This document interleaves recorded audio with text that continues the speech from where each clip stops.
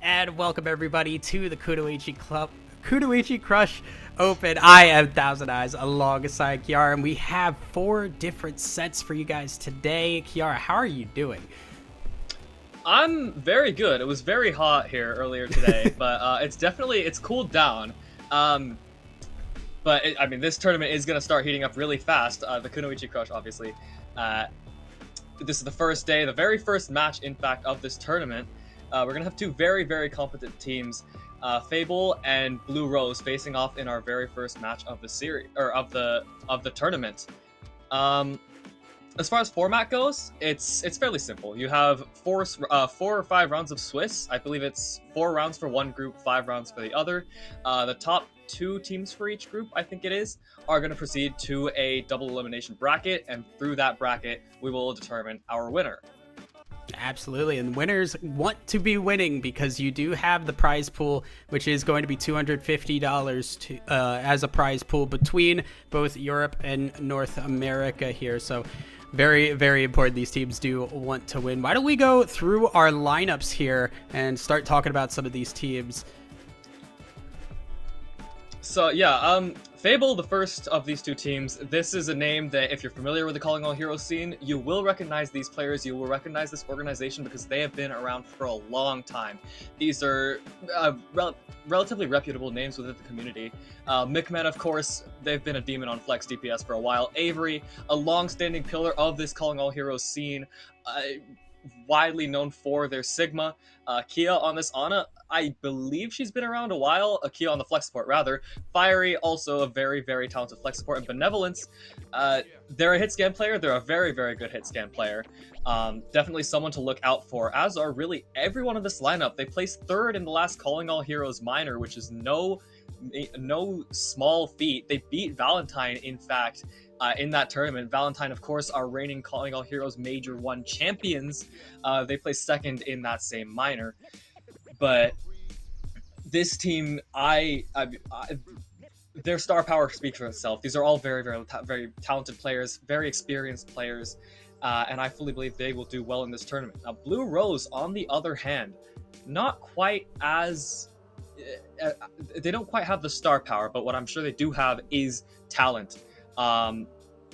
This is a team of names that maybe don't have as much presence in the community, but what that can lead to is teams maybe not taking them seriously, maybe underestimating them a little bit, and that underestimation can prove to be their downfall, especially given this new meta that we're entering into. Right, that's the thing, right? We had a big patch a couple days ago and another hotfix patch today, so things are very much in flux and never know what can be pulled out. From what I have heard, tanks kind of can be anything. People are still trying to figure out what the meta is and what they want to run. So we are going to be getting into our first map here very, very shortly. As you can see, we're going to be going to Arctic Peninsula for map number 1. So get ready and get excited. Yeah, Antarctic Peninsula, it's a map that it's a bit strange. It's a controlled map, of course, so you do have those 3 separate subpoints. First team to take 2 wins the map. This first point, I believe, is going to be I don't remember the name. It's the one with the ship. Icebreaker. There we go. Icebreaker. We've seen quite a bit of variance in compositions over the months, over the years on this point. I do believe right now that Sigma composition with the Cassidy Farah, the Ash Farah at times, is quite strong. Especially with that high ground on the left side of the point. Oh, we're going in for a pause. We're just not going to find out what comps these teams are going to run, but it's fine. As I was saying, that Sigma composition with that left side high ground and the angles for your Farah is super, super strong right now. Sigma, of course, a big beneficiary of the recent tank changes with the nerfs to Mauga, who was just a staple in the meta previously before that most recent patch. Sigma, I mean, his biggest advantage over basically every other tank in the game is his ability to poke, is his ability to play for his team, his DPS, enable them to take off angles, put out just massive amounts of spam damage with those hyperspheres, with that accretion, with that shield to claim space for his team.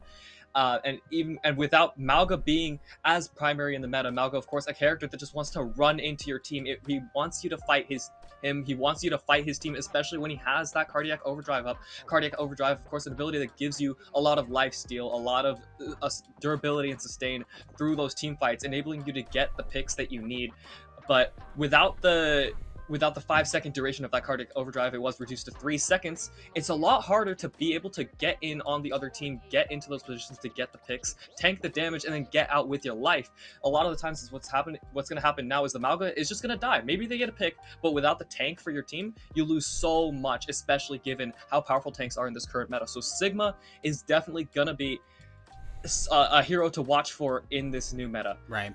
We do have our game. Our game is starting now, finally, as we have been able to unpause. And like you said, obviously Avery on the Sigma here. We do have the Ramatra on the other side, so Blue Rose going to be taking a little bit of a different route. Yeah, Blue Rose is try something a bit different. This isn't necessarily some crazy off-meta pick. Ramatra, of course, has been super strong. With the changes to armor, Ramatra is able to do his job super well. With that Nemesis form, he wants to be able to claim space, just stand in the middle of... just basically put his flag down and say, I'm gonna stay here. I'm not going anywhere. With that Nemesis form, with that block, it's so hard to force him off of point. But Migman, Avery on this Pharah and Sigma, they're going to be looking to do just that. Though Hanako and the Sombra are going to look at Migman's like very hard. Yeah, just catching them off guard. It seems like they were ready for it with the hack. Now Blue Rose over on the side, but not able to get onto the point as Fable seem like they have gotten a little bit of control here. Yeah, Avery with the Sigma walled off, but is still going to be able to put out so much damage with those Hyperspheres, and Tara are going to be the first to fall. This fight now thrown back into the balance of 4v4, but Migman is going to have a faster respawn on that Tracer, and Loved is going to get one of the Baptiste. Migman with 2 coming right back into this fight, showing that they are every bit as talented as they've been all this time. Every bit the player that was able to take down Valentine in that last Calling All Heroes minor and keep that steam going, keep that momentum going as Fable take this first point. Now, Blue Rose are going to swap onto the Sigma composition, but a key difference between the two is these DPS lines and that Baptiste versus the Kiriko on Blue Rose. Eros is going to be playing more to get that Kitsune rush up quickly, play more of this brawly playstyle where you want to get in the other team's face, whereas Loved really wants to take an angle, play around it with that Amplification Matrix with the sustain for her team. And we're going to see just how this matchup plays out as this fight is starting to play out. Trying to section off the Sigma, not capable of doing so. Blue Rose still slowly pushing forward here. They need to be able to get onto this point. Try and cap this. Migman on the side with the Tracers. Hitting hard, but does have to back away. Now Blue Rose still slowly trying to get in, but they're starting to run out of health here, and they're losing their tank. They're losing their healers, and Blue Rose, they're not able to get back on the point. Yeah, that's the thing with this Sigma composition. Sigma is with that shield, is so good at just claiming space and making it hard for the other team to get onto their DPS, or to the Sigma's DPS. Benevolence is making full work of that, but gonna drop very, very low early on in this fight, as it looks like we're seeing both teams trying to outfox the other early on here. Ultimate's thrown there, and Fable still seeming like they're just pushing Blue Rose back into their spawn here. Fable, complete control here, and had to blow a couple of ultimates, but still very much not giving up an inch. Yeah, with that late diver from Hanako, I'm sure Fable's very, very happy with how this is turning out. As Blue Rose, now it's a question if you can even touch the point. Is Bob coming out aggressively from Fable, from Benevolence, as well as Sound Barrier, and Benevolence is going to take out Eras. It's going from bad to worse for Blue Rose. Yeah, they just cannot get onto the point. They have tapped it, but it is overtime, and they're just getting wiped. Blue Rose gonna lose the first map. The first round, It really felt there, like even though Blue Rose was getting those little advantages, they're just not able to convert. And a big part of that is how in sync Fable are. This is a very high level, this is a very coordinated team. This is a team that has a great idea of what they want to do with that Sigma composition. They want Migman to be going and pressuring the backline, marking that Sombra of Hanako. They want Benevolence to just be able to spam damage out on an angle. They want Love to be keeping her team up. They want Fiery to be using that speed boost, but not necessarily trying to play as that duelist that we saw in older times, or in older metas. Migman asking where Venture is. I don't know. Don't ask me. I don't know the answer. I don't. Migman decides Junkrat will be an acceptable substitute, and who knows? Maybe they are right. As we're gonna see Avery rolling out all this from Matra now. Love to go on the Baptiste. Benevolence spawned into a bit of a closer range hit scan with that Cassidy, but Blue Rose, they're running the same composition. They want to see if they can make this work. Yeah, it felt like it worked there with the Pharah catching her off guard, but now, slowly but surely, it feels like Fable have had control here. You can see now Fable pushing away Blue Rose. Complete wipe there. Team kill. And they're going to be able to cap the point for themselves. A beautiful start to the round. Yeah, really, really well done from Fable. Blue Rose recognized how they want their composition to play. They want to be able to back away from the other team when they engage. They want to be able to exhaust the other team's cooldowns and trying to walk into them. But with that Sigma, you're still able to put up damage and range. So when you put your distance between yourself and the other team, all it is a matter of closing that distance once you force out the other team's cooldowns and making their life that much harder. But Avery and Benevolence, especially with that Lucio in play from Fiery, they're just not going to stop running at you. They're never going to stop. And Avery dropping really, really low, but they're already able to claim so much space in this little left room as the fight starts to break out once more. Yeah, Avery's health bar falling lower and lower, but Blue Rose also starting to lose their tank. Both tanks have gone down. Now it is just up to the DPS and the healers, and it's just a poke fest right now. Blue Rose are stuck in this corner, and you can see even on the other side, Fiery is just keeping them in. It's so difficult, and Fiery's putting out the damage. not able to get the kills, but does force Blue Rose back to their spawn again. I will say, Fiery showing a bit of what made Lucio so good in those older metas. That Riptire gonna come out from Mickman, just look for a cheeky little pick around the right side of the map, but the Lucio of Magic is gonna take out that Riptire, remove a very valuable ultimate. Mickman perhaps getting a bit overzealous, a bit too cocky, as Avery going to swap onto this Doomfist, and now the Riptire from Tara ripping and tearing through Fiery as the Lucio is taken off the field. She's just gone entirely. The Implication Matrix from Benevolence is gonna, or for Benevolence from Loved is gonna come out, and Avery gonna take out Tara. Oh no. Somehow Fable's making this winnable. Yeah, now finally, after the pick from the tire, feels like things were going in their way, but Fable trying to reset, although the big Lucio coming around here to give them a little bit of extra time. Blue Rose, they do have to go against the counter Lucio ult though, and Fable feel like they have just run right over Blue Rose. That is another round almost assuredly in their pockets. Benevolence on this Cassidy has just been a highlight reel on this second point, and it really just, Benevolence's gameplay has really been a great microcosm of how this round has, or of how this map has gone thus far. It feels like no matter what Blue Rose do, Fable just clicks heads. Yeah. Benevolence is just clicking heads, getting three picks every fight, and it's really hard to deal with that because the only real way to shut down a DPS like that is either to just blow up the rest of their team or just put a ton of effort into marking that DPS. The problem is, with that Ramatra composition, you don't just have to worry about the Cassidy. The Cassidy isn't the tip of the spear, it's the Ramatra, it's the Doomfist from Avery. The DPS are just following up on that pressure, on that space that Ramatra is able to claim with that Nemesis form, on the damage that the Doomfist is able to get with the Seismic Slam, the Empowered Punches, whatever it may be. And Blue Rose, they're getting picks, they're getting these little advantages, but it feels like it just falls apart at times when they need to be rallying together, when they need to be playing around the strengths of the composition and focusing down a target.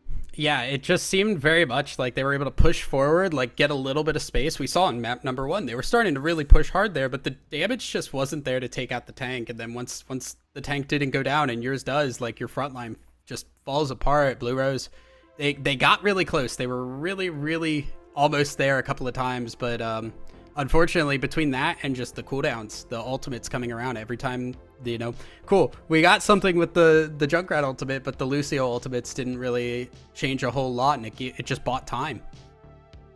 Yeah, that's the other thing. It feels like Fable has a really good idea of how they want to use their ultimates, with possible exception for the Riptire from Mickman. I don't know what they were cooking with that one, I will be honest. But regardless, I mean, I feel my point still stands. Fable, they're clearly a very well-disciplined team. They're very coordinated. They have a good idea of what they want to do, and it shows. It really does show. I don't think they lost a single fight that map, which there were a few that hung in the balance at times, but overall, Fable definitely looking very solid early on in this tournament. Maybe they're setting themselves up for another really high placement, so maybe they want to outdo their placement at that previous Calling All Heroes minor. Yeah, I mean, right, like we said, Fable have the history. They have the knowledge of how to play at a really high level. I do believe our scores are a little incorrect. I think we'll get that fixed in just a moment there. But yeah, Fable just have the history. They have the experience there, and kind of what we expected there. Blue Rose, obviously we said we don't have as much knowledge on them. They're kind of set up to be a little bit of an underdog, and sometimes that turns into a big crazy story. Sometimes things just kind of go as planned. Yeah, it's definitely going to be interesting to see how this tournament works out, especially with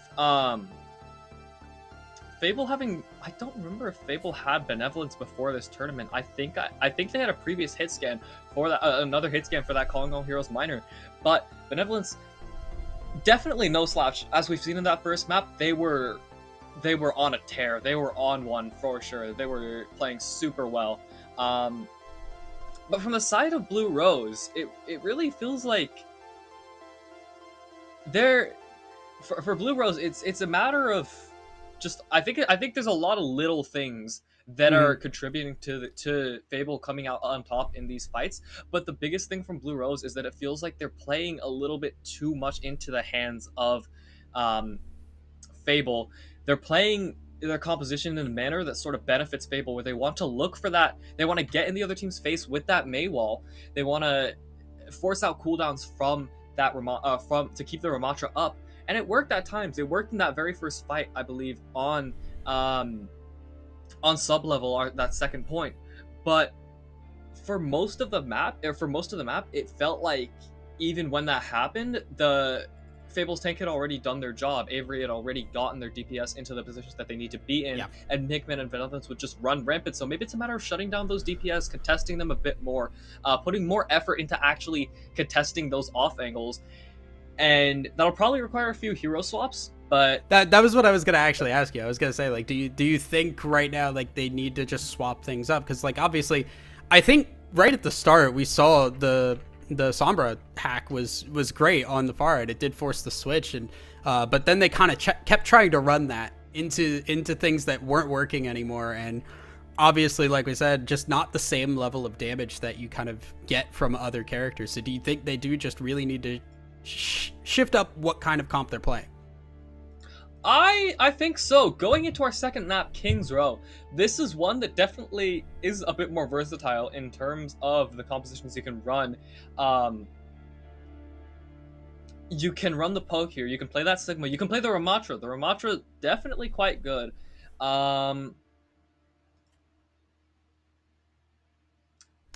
There's definitely other options here. This is by no means like a hard meta map. There's no, it's not solved by any means. So with that, why don't we see if we can take a look at our map here, as we're going to be going over to King's Row for our second map here.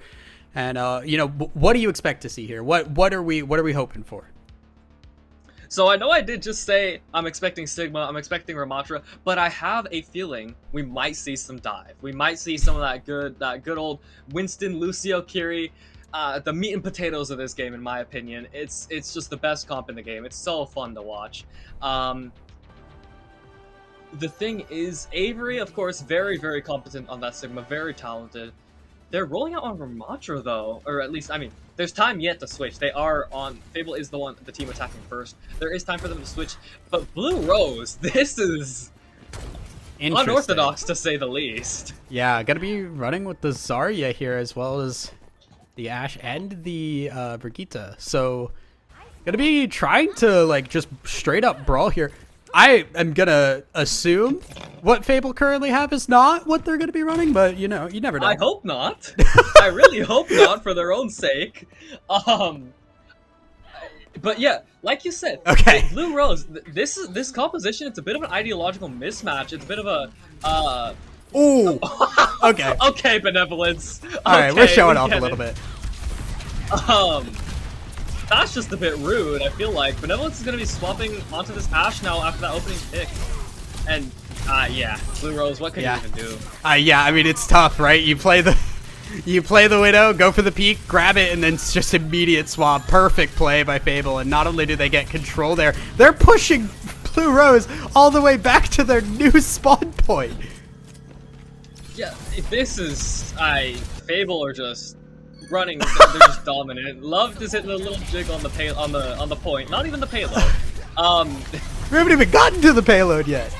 She's just getting a bit silly with it right now. Yeah. Rose has swapped onto this D.Va. No other swaps forthcoming though, and as of right now, it feels like Blue Rose are a little bit out of sorts, right? It's just definitely. It's a little caught out. That will be a payload starting to make its way down as Blue Rose do have to re-evaluate where they are at here, reconvene, get back together as a group. Now, Fable, they have control here. They have area on the wall, and they are going to be trying to poke and keep as much pressure as possible. Yeah, this D.Va composition, it's a bit similar to that Sigma in that the D.Va wants to play for her DPS off angles. But into this ult advantage, this ult bank from Fable. Fable has everything except that amplification matrix and the Deadeye. Okay, no, they don't have the sound barrier either. Counting is hard, in my defense, but Mickman going with the barrage is gonna fall, but not before Avery's gotten 2 with the annihilation, and like... Yeah, they're just able to push in. Fable able to wipe the floor. You lose the Pharah, but it doesn't really matter here. Eras goes down as well, and that will be Blue Rose again trying to get themselves back together. Loved has not played this video game yet. Loved has just been dancing. Love's been having a good time. She's recording a music video on the payload, with Fiery as a guest appearance. Yeah, but the feature now, maybe slot. on this third point, with how oppressive that high ground can be on the third point of this map, or we could see Hanako being able to get a bit more value, Rose being able to play harder for those off angles, as the only ultimate on the side of Fable is that that Deadeye from Benevolence. Fiery as well with the sound barrier going to come online. The Nano invested into Rose now as she tries to make something happen. Yeah, now we're going to see Self-Destruct coming out. Again, trying to reset Blue Rose. They're slowly but surely losing control here as the Mei ult's going to come down as well. Again, just trying to buy time. This may be what finally does it. No, the lamp comes down and here comes the Lucio ult as well. It doesn't matter. It gives all the time for Fable. They do have to back out a little bit and reset because Avery went down, but Fable still, again, a lot invested to only really get one person down. Yeah, for Fable, that's not really what you want. You still have 4 minutes, 45 seconds on the clock, and another barrage as well as that Amplification Matrix from Love. Blue Rose only going to have that Bob, but that Bob can be very, very powerful indeed as the Amplification Matrix comes out from Love. And now, again, Fable pushing in. They want to make this one fast. They want to get in here, although they are starting to lose a little bit of HP. Shield helping out, and there is the missile barrage. Mickman again just opening up fire on Blue Rose, and Blue Rose not a chance in the world being locked again inside their own spawn. Mick Even on the Pharah. The old stories have long spoken of their power, and it is a power that we are seeing firsthand here, as they're just able to run in and get two. The Annihilation from Avery is going to come out just in the spawn doors. Avery chomping at the bit to go even further, even harder. But Hanako going to take out Benevolence with that bomb, but the bomb will soon fall, as now Avery again, just a beast on this payload, unchained and unleashed upon the poor Tara's trying, Tara cannot. And unfortunately, that would be a very quick finish on the first round here for Kings Row. Fable looking as strong as ever. Yeah, they're definitely, strong is definitely the word I would use to describe them. They just, that was just a dominant performance all around. It really felt like they weren't even being tested that much by Blue Rose, whether that was a consequence of their having to swap their comp around a little bit early on in the map, or just a general strategic mismatch, a matchup that was very favorable to Fable. It doesn't really matter. What's done is done for Blue Rose. Now they have to focus on their attack, and for their attack, it seems pretty apparent they probably do need to change something up and change something they are doing. This is different for them. This is definitely a little bit interesting. Blue Rose gonna have to I don't even know. There's a lot of things, right? But Fable, they're gonna set up here. Mickman still has not selected, so we'll see. Unless there's some kind of bug here. No, does not. We have left Mickman in base, so they are gonna be getting over there. Okay, there we go. Farah. So obviously, last time around, Fable, great start there with the Widow. Fable are not giving the same opportunity over for Blue Rose, even if they were gonna run something similar. But now we're gonna see what Blue Rose can do on this comp.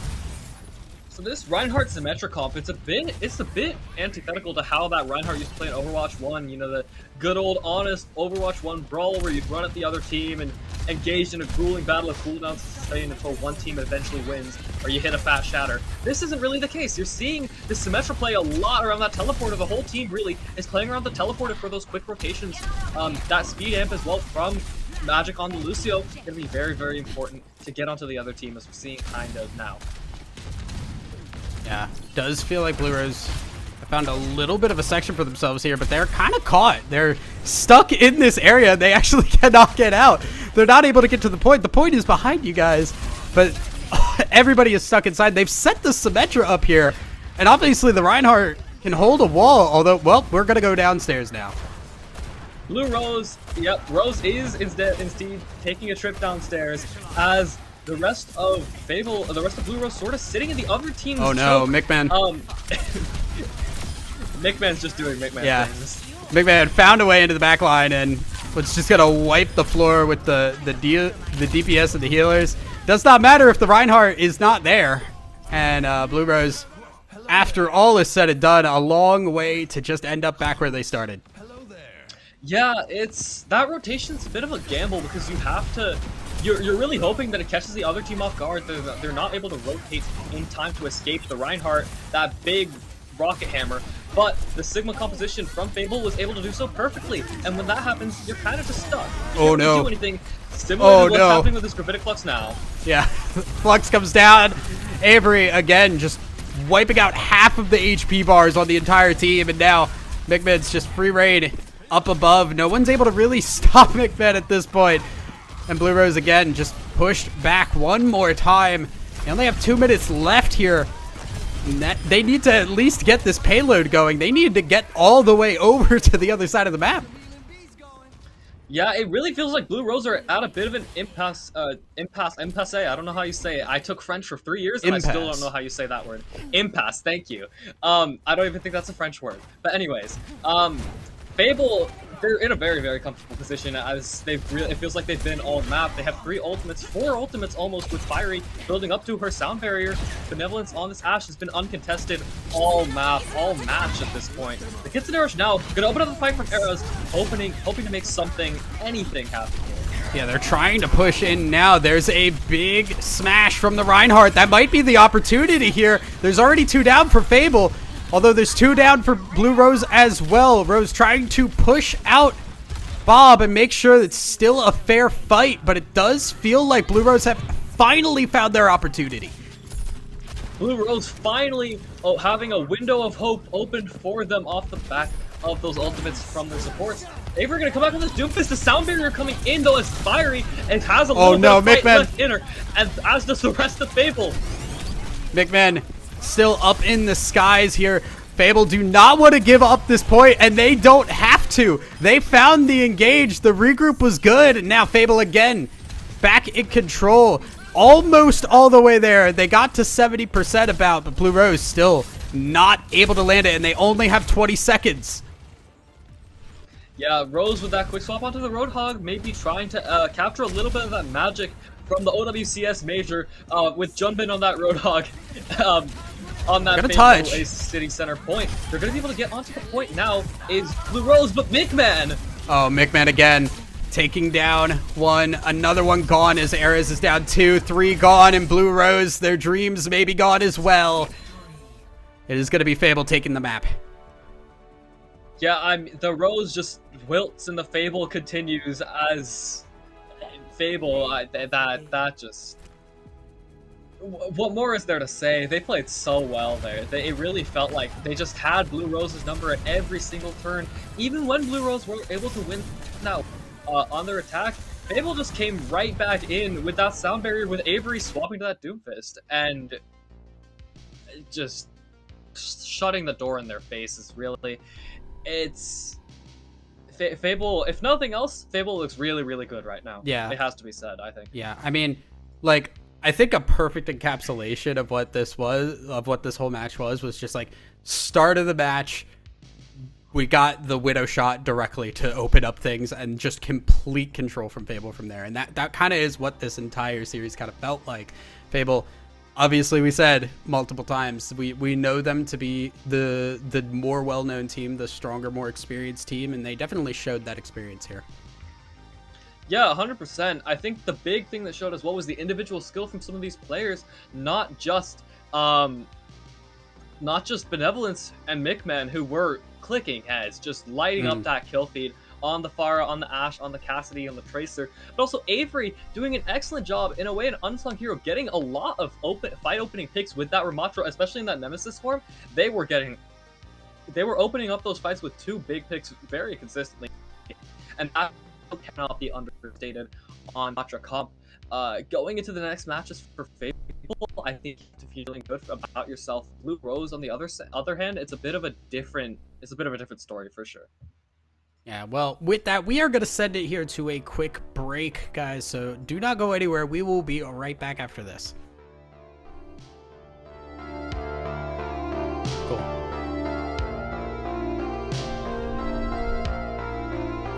Yeah, I think that was better in terms of just going back and forth between us. I'm just rusty. I'm just so rusty. No, it's fine. It's fine. I get it.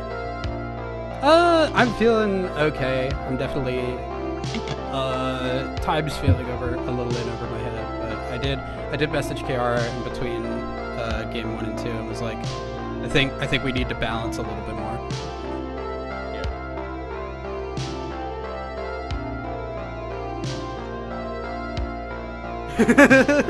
Yeah. No, first map I was very guilty.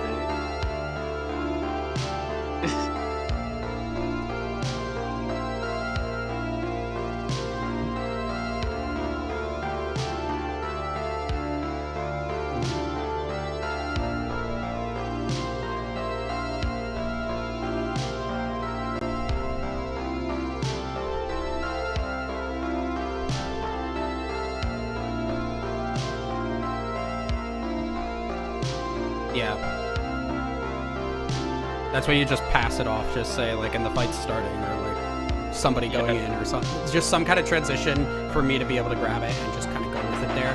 And then, once the fight's over, I'll, like, bring my hype level a little bit down, and then you'll be able to come in. Yeah.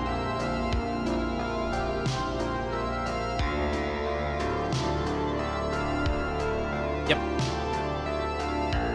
That was another thing I was gonna say, too, yeah.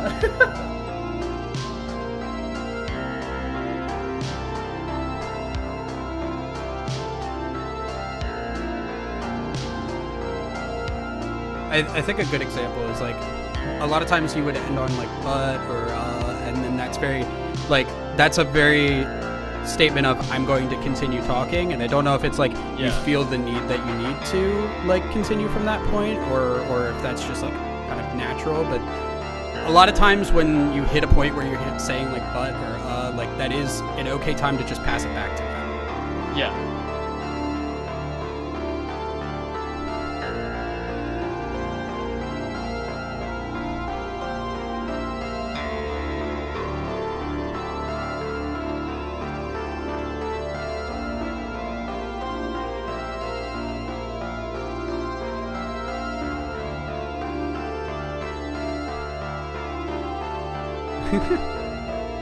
I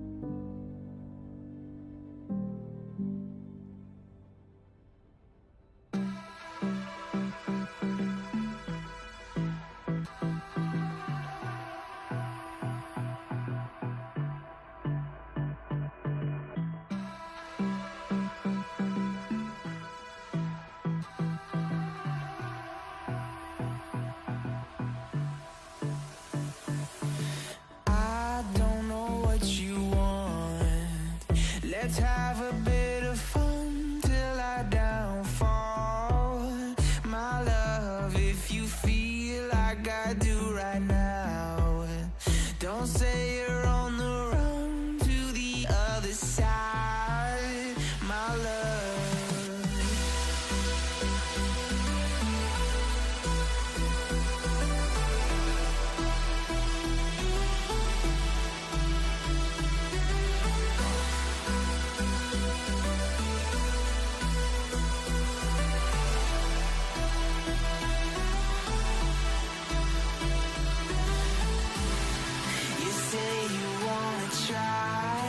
But you never do. Sugar, there's a reason why we lose. You say you wanna cry, but you never do. Sugar, there's a reason why we lose.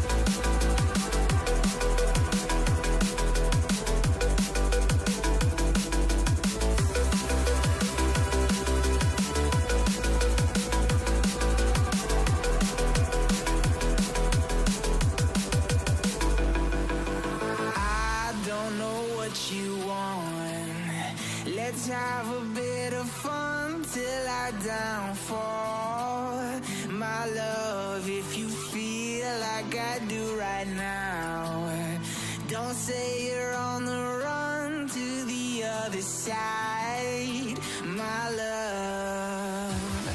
You say you wanna try, but you never do.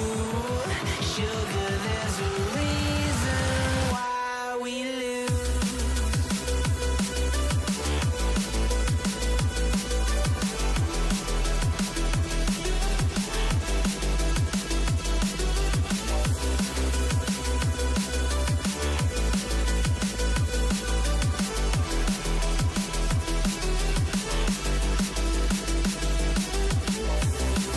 You say you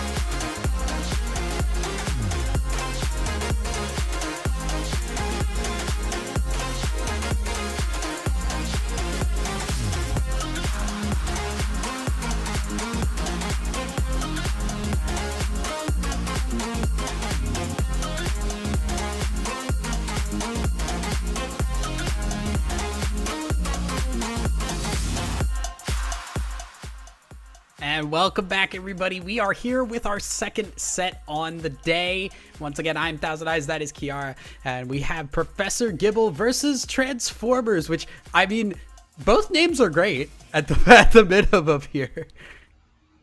Yeah, definitely. These are, I both of these team names are amazing. For those who don't know, SK, the Overwatch streamer SK, she has a Gibble plushie that she calls Professor Gibble. He's a very good professor. I've taken his classes before. He's an excellent. Did you pass? Material. I did. I passed. I did better in that class than I have all during the entirety of my freshman year. Respect. Of college. That being said, Professor Gibble, the team, they're also quite talented in their own right. Of course, SK. She's probably one of the biggest streamers in the Overwatch scene at the moment. Hitori, a European tank player, top 16 in OWCS multiple times with Super Shy, came over to Calling All Heroes, joined YFP, and instantly placed third in the first Calling All Heroes major. Zepturn is a bit of an older name. She was at the top of the Calling All Heroes scene during its inception. I believe took a bit of a break, but has returned to the scene and is looking to make her mark. Wisps is a collegiate hitscan player. He's very, very good. I've played against him on my own collegiate team. I believe was also on Valentine and Calling All Heroes when they won the Calling All Heroes major. Peace also on YFP, a teammate of SK and Hitori's. This team is, if you watch Calling All Heroes, you probably recognize these names. They're all very, very talented. Right. Definitely very similar, like a lot of names that we recognize here. Why don't you take us through the Transformers lineup, though? Okay. I'm friends with half of this team. So, a bit of a different story. Transformers, Horror, my friend, Horror is a good friend of mine. She's a big fan of the Transformers franchise. I guess that's where they got the name from. Orion, also a very, very reputable Calling All Heroes flex support. I believe they were on Erebus during the last Calling All Heroes major, and I don't remember what team they were on during the minor. Dawes, I believe, plays in Bad Pachimari League quite a bit, but I don't know much about them other than that. And their DPS I just don't know at all, unfortunately. I believe Mew I've played in Pugs against Mew, and she was locking Moira every time. I don't know how that speaks for her DPS capability or for their DPS capabilities, but I trust that they will be able to do well. Kerosene, I don't know at all, but same story. I have faith. Look, Moira does DPS in my games, right? Moira does do DPS. Moira does do DPS in my games. Regardless, we are going to be loading up into the game here, guys. We are going to be going over to Oasis for our first map here on Control. And we'll see how things are going to shake out. I mean, obviously, we have a little bit more knowledge on Professor Gibble. What we were told during the break is that Transformers very much do like Wrecking Ball. So that is a likely pick for them. Do you expect anything else weird here? Dawes is a certified baller. Horror was meant to be playing Hitscan. I believe she is now... Oh, no, she's still on DPS. Okay. Horror is pretty good at everything, honestly. She plays every role to a pretty high level, I think. Mew is on support. Okay, we may see the famed Mew Moira, but from Professor Gibble, it's going to be Ash, Pharah, Lucio, Winston, Dive. This is just peak Overwatch in my opinion, honestly. It's a bit different with this Pharah Ash DPS line though, because it's not so much about playing for those hard dives as it is for playing for those for those soft dives, those little engages to open those little holes for the rest of your team. Oh my goodness. Yeah, big burn there across the board onto Transformers. And massive Ash play there. Wrecking Ball's just going to continue to roll away, but it is completely in control of Professor Gibble right now. Wipe off the board. Yeah, I mean the Autobots couldn't even roll out. They just got stopped in their tracks. Autobots, get back to base. Autobots, you're freeze, don't move. There's no May in play. I don't know why I'm saying that. Oh, Hitori. Oh no. Wisps on the side here, hitting crazy shots with the Ash. Gonna just take out the healers from a distance. Not able to get the dynamite to explode, but it does mean now that we do see Transformers get their opportunity to switch things up. We'll see if they get the cap. They are going to get it. Yeah, it looked like Professor Gibble, they just got a bit overzealous there. Hitori kind of just went in without regard for her own life, which I respect it, but at the same time, not really how you want to be starting that fight off, but Hitori now going to take out Mew, so just coming right back in. Ooh. Yeah, Hitori just flying in, taking down Horror, and now just going for the other DPS as well. Transformers again back on the run, and Hitori does not want to give them any space. Do not play in traffic, Kerosene, not where you want to be. But Hitori just pushing everybody back.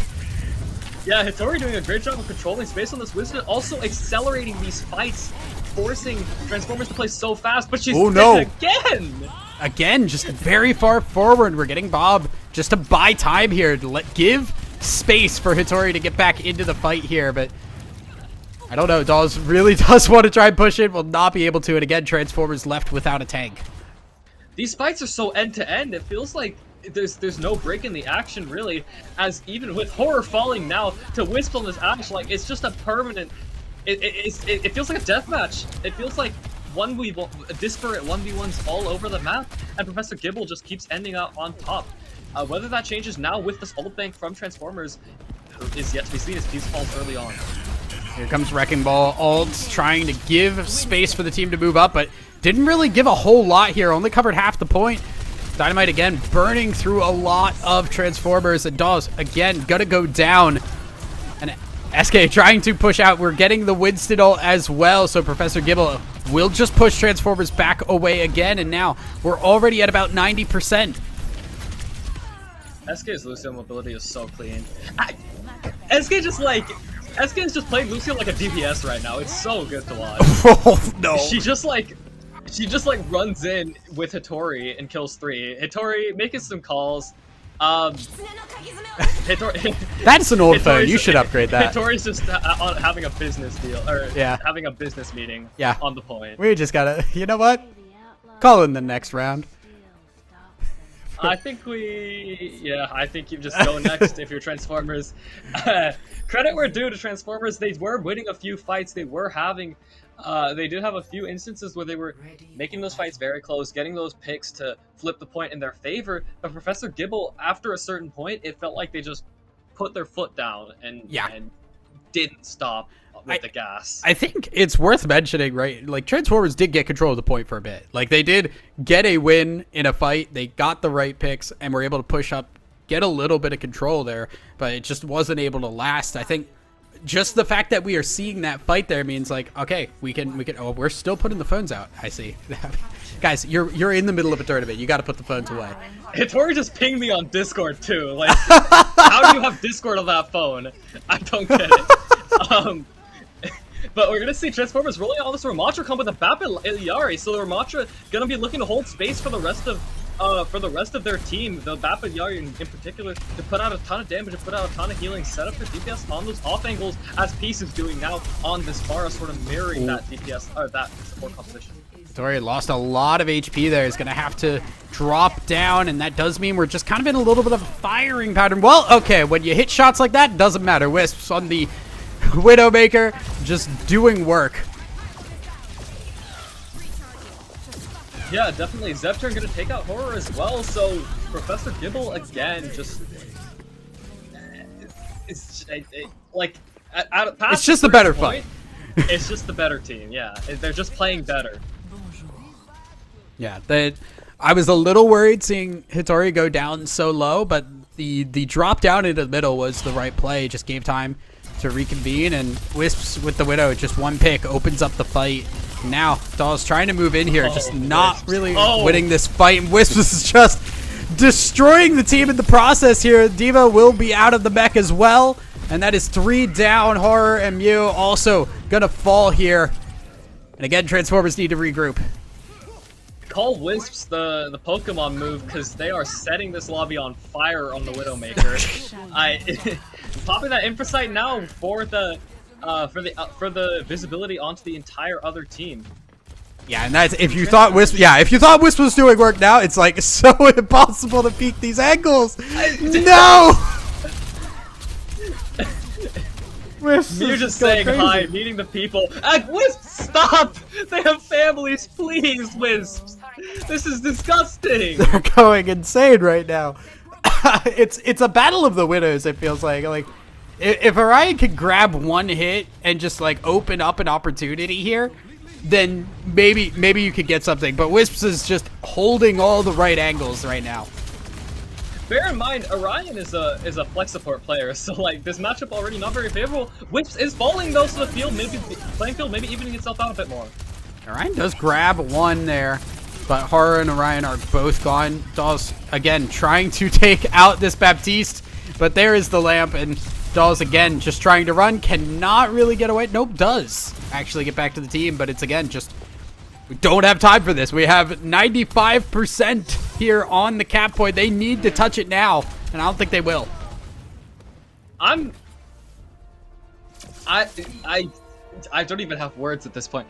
Zepturn, there was at one point in that fight where Zepturn popped window and just lasered 2 people down and single-handedly flipped the fight back in the favor of Professor Gibble, and it really feels like that's been a great metaphor for how this entire map has gone. Like, it feels like for like Wisps and Professor Gibble and Professor Gibble as a whole are just taking advantage of every decision that Transformers makes. Everything they do, Professor Gibble has a response, and that response is just fatal. Whether it's Wisps anticipating the rotation and just popping 3 heads before the fight's even started, Zepturn popping the window in the middle of a losable fight and killing 2 and instantly throwing it back into the favor of her own team, SK just going in with Hattori and doing incredible things on the Lucio. Really, it's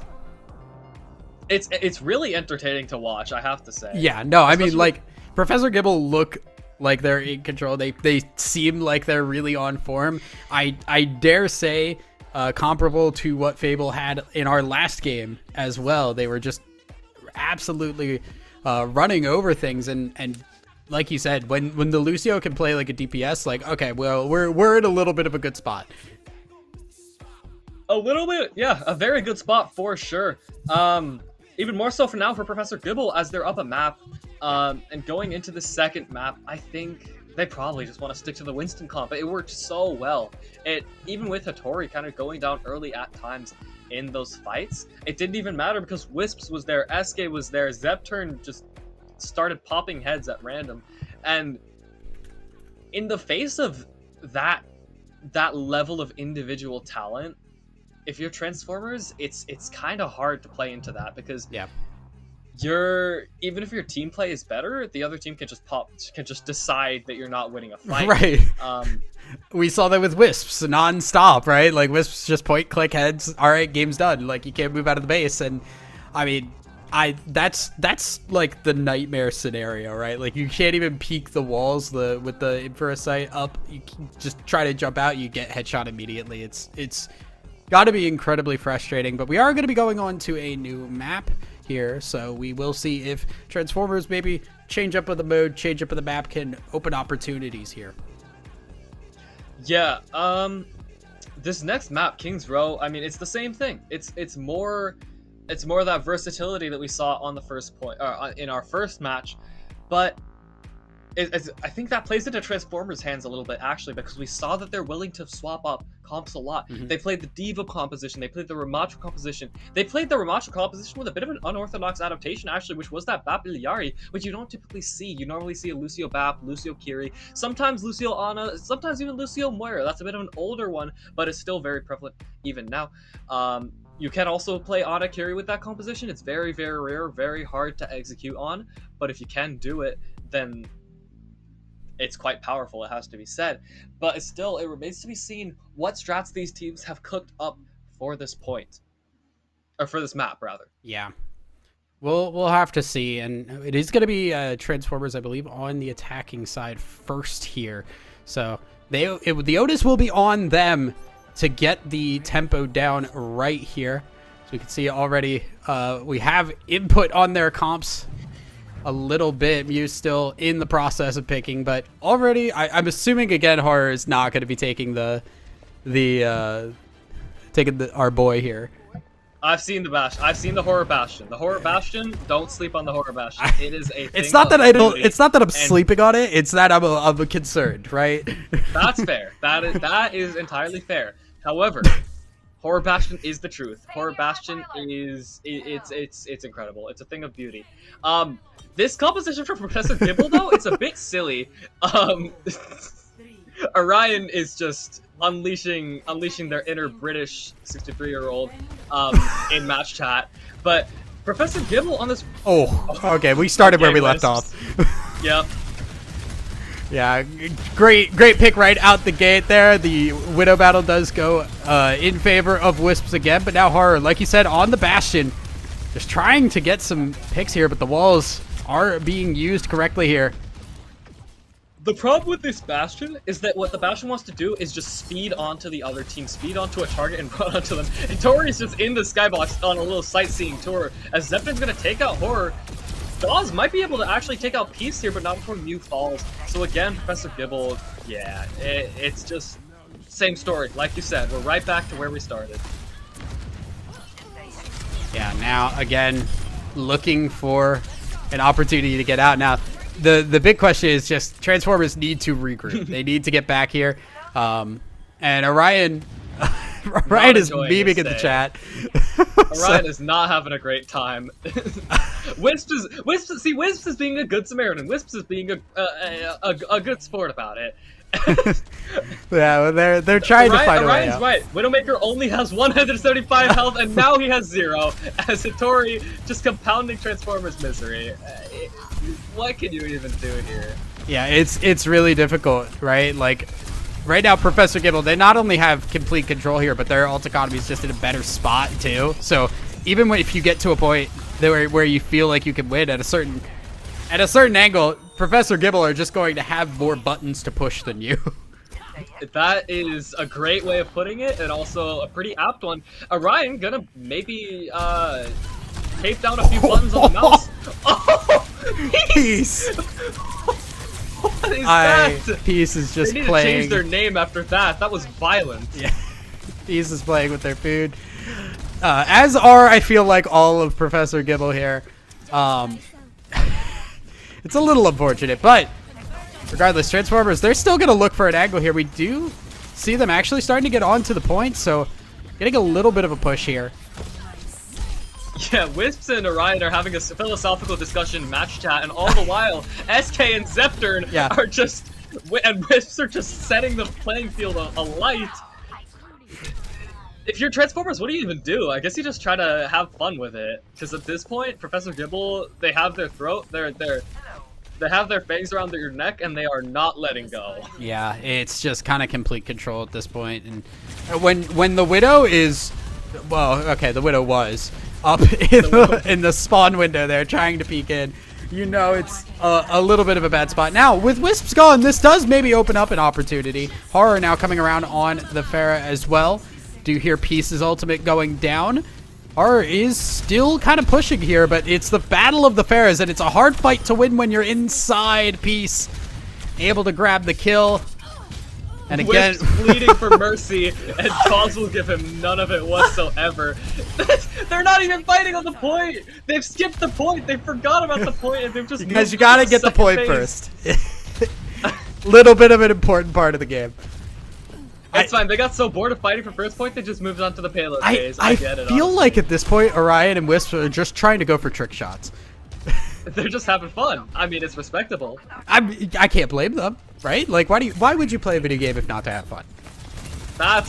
See, I play Overwatch competitively, so I can't answer Well, that question. I will ask somebody more equipped to answer it. That is fair. I respect that.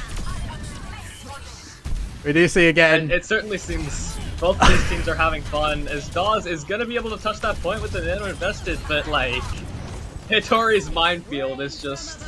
Oh, Zeptern, We did get 34%. Now, winnable. It is winnable. It is winnable. Like, very genuinely, alright, cool. We've gotten over a third. If they just don't let Professor Gibble touch the point, that's just they just win and we go to a map 3. Hear me out. You go Mauga, you go Pharah, you go Bastion, you go Lucio, and you go some support that can boop. Brig. Mhm. You just boop the other team off the point whenever they try to walk onto the point, and you win. That's it. Yeah? You automatically win. You make it sound so simple. The ability to knock the other team back, or That is true. That is a fact. I can't argue that. They can't walk forward. I cannot argue with what you're saying. I think the issue may or may not lie in the execution. That is true. We're gonna see Professor Gibble on that same composition with the Wrecking Ball and the Zepter and Yari. Not much to say, really. It's just Professor Gibble kind of said it all with that defense. Yeah. For Transformers, you do want to win. You can win, but It is theoretically possible, but really the question does possible. become, like, are you able to execute? And I guess we will see as the map's going to be starting out. We do, again, have Wisps and Orion on the Widowmakers. Maybe it's defensive posture. Maybe Orion gets the better of them this time. who knows? Anything's possible, and crazier things have happened, especially with Orion taking out Zepturn. There it is. SK Okay. out on that Ilyari. Zepturn was not ready for that, clearly. Already one pick here. So, again, Transformers getting a little bit of control, but they are trying to look, and Orion just waiting for Wisp to go around. They also need to stop the Pharaoh, which they will not be able to do. Or rather they do. Wisps, though, does get Orion in the process. Har now trying to be the lone DPS left here, fighting for the team. Horror wins these. Har wins these. should win these. Horror absolutely wins these. Har survives no, these. no, Har she does not survive these, unfortunately. Unfortunately, Professor Gibble has plot armor. They will survive the horror movie, and Dawes, a lonely soldier on the point, probably will not be able to weather the storm. Let's go, Orion. No. Orion kills 5? Oh. Ryan kills 1. Orion got 1. Hey, Orion got their 1. That's all that matters. But yeah, I mean, Professor Gibble just pure dominance is all that was. Just pure and abject dominance from them. Wisps on that Widowmaker was a huge component of it. Ooh. It just felt like Wisps kind of just decided to click heads. Yeah. That felt like that was all that was. It was the round 2 of map 1, the entire map this time around, and yeah, just very, very straightforward. I mean, if Orion at the end there gets the kills, like, guys, I got my 1. Like, we got things up. Nah, I mean, credit where it is due. I think Transformers did put up a fight there, right? Like, they did get on points. They did keep themselves relevant, at least to a degree. But it's definitely tough when you're up against a team that is of the caliber of what Professor Gibble are. Yeah, Professor Gibble, they looked so good in this match, it has to be said. They looked just absolutely incredibly dominant. Just didn't let anything go except for when it felt like they were willing to let something go. Those first 2 fights on Oasis City Center do come to mind. But for Professor Gibble, you have to be feeling pretty good about yourselves. Yeah, you weren't really necessarily pushed to your hardest limits. Yeah, you were playing some less serious compositions, some more unconventional picks, but that's still a really good foundation, especially given that you're now 2 wins into this Swiss bracket and 0 maps dropped. That's a pretty good start, if I do say so myself, if I were to offer my expert opinion. And now it's just a matter of building on that. Absolutely, but that is the win going over to Professor Gibble 2-0. So congratulations to them. That is going to be it for you and me, Kiara. We are going to head out to a break here while we swap out some casters, get you some more games in here. Don't go anywhere, guys. We still have 2 more sets to go. Yes, more matches.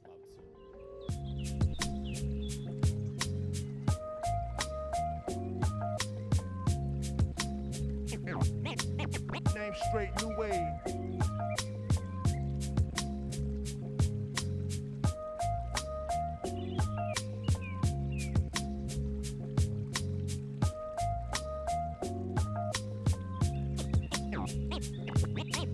Name straight, new wave.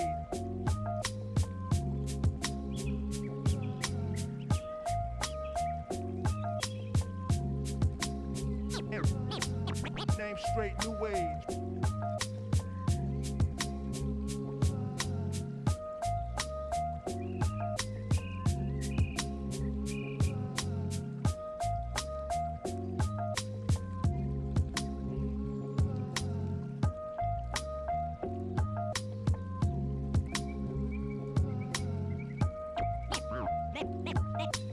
Name straight new age.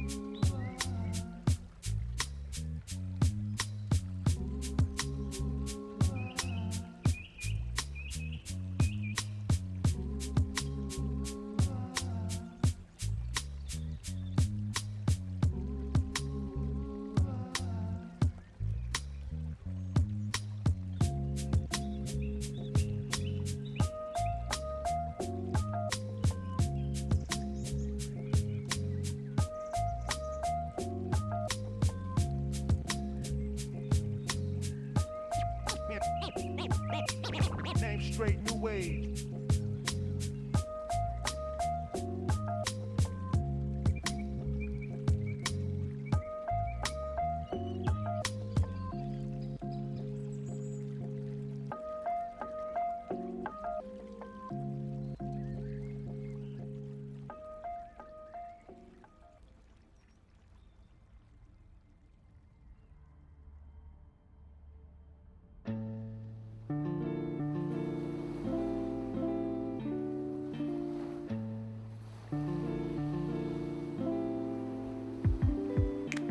Yo.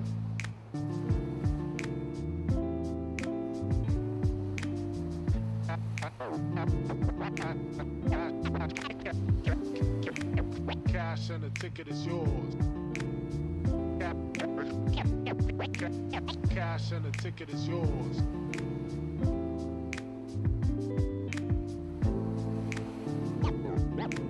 Yo.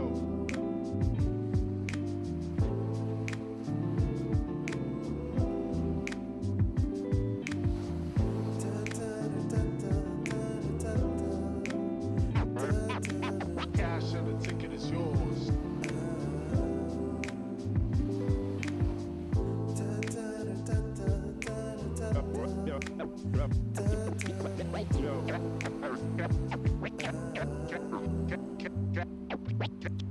Cash and the ticket is yours.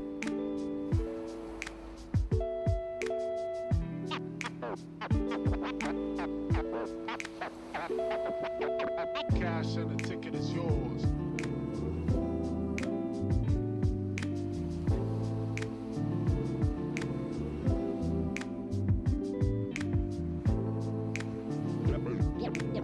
Yo.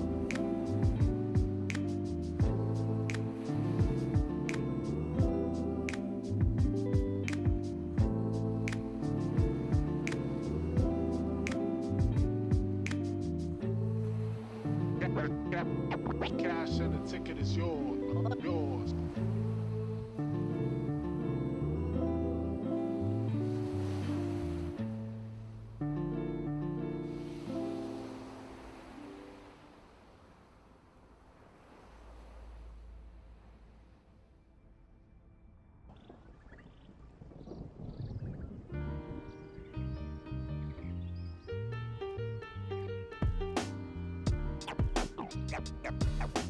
Got lots of love.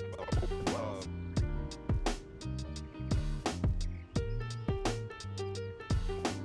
Got lots of love. Love. Got lots of love. Love.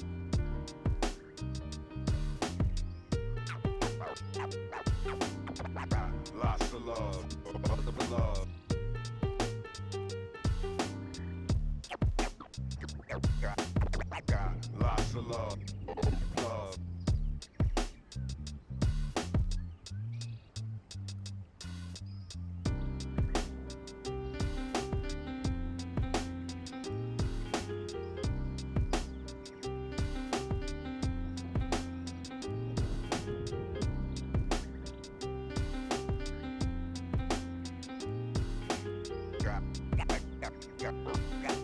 Got lots of love.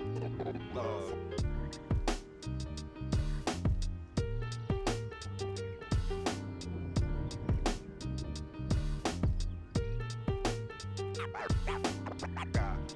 love, love.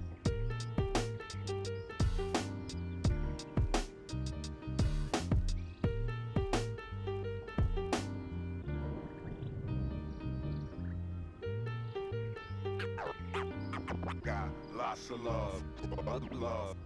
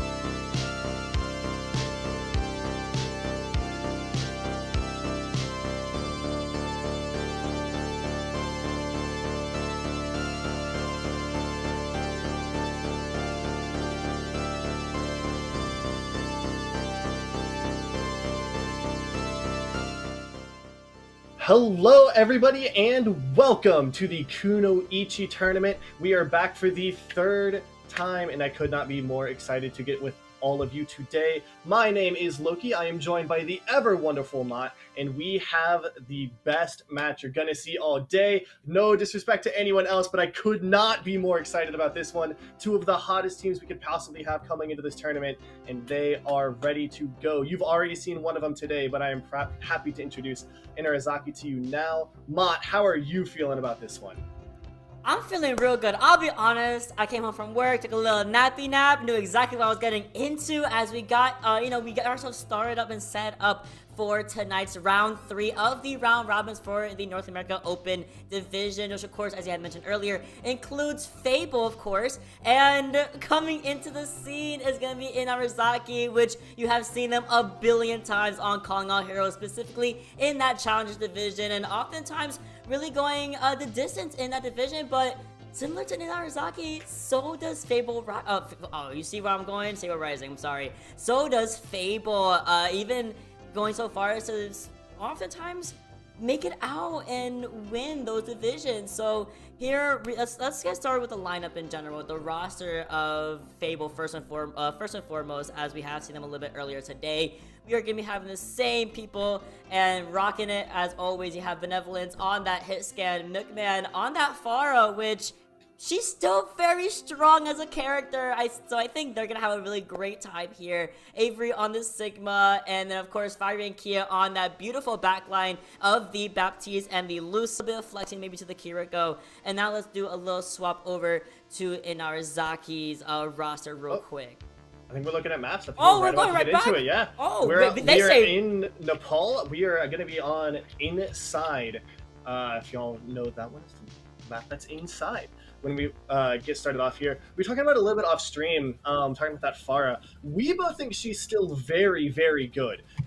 Even with these recent patches, the thing is, she doesn't have a Cassidy that can bully her nearly as much. Like, Cassidy fall-off range really means that Farahs are going to be a lot more active within this. You will see Ash coming out a little bit more as a reaction to that as well. Problem is, once you get in Brawl, Ash starts to have a really hard time surviving. Starting us out here, we are going to see the mirror on both sides of this. Neither team's trying to reinvent the wheel other than Brain Worms. They have flexed on to that Echo, trying to find a little bit of an interest there. See if that works. The off angle's already getting set up here.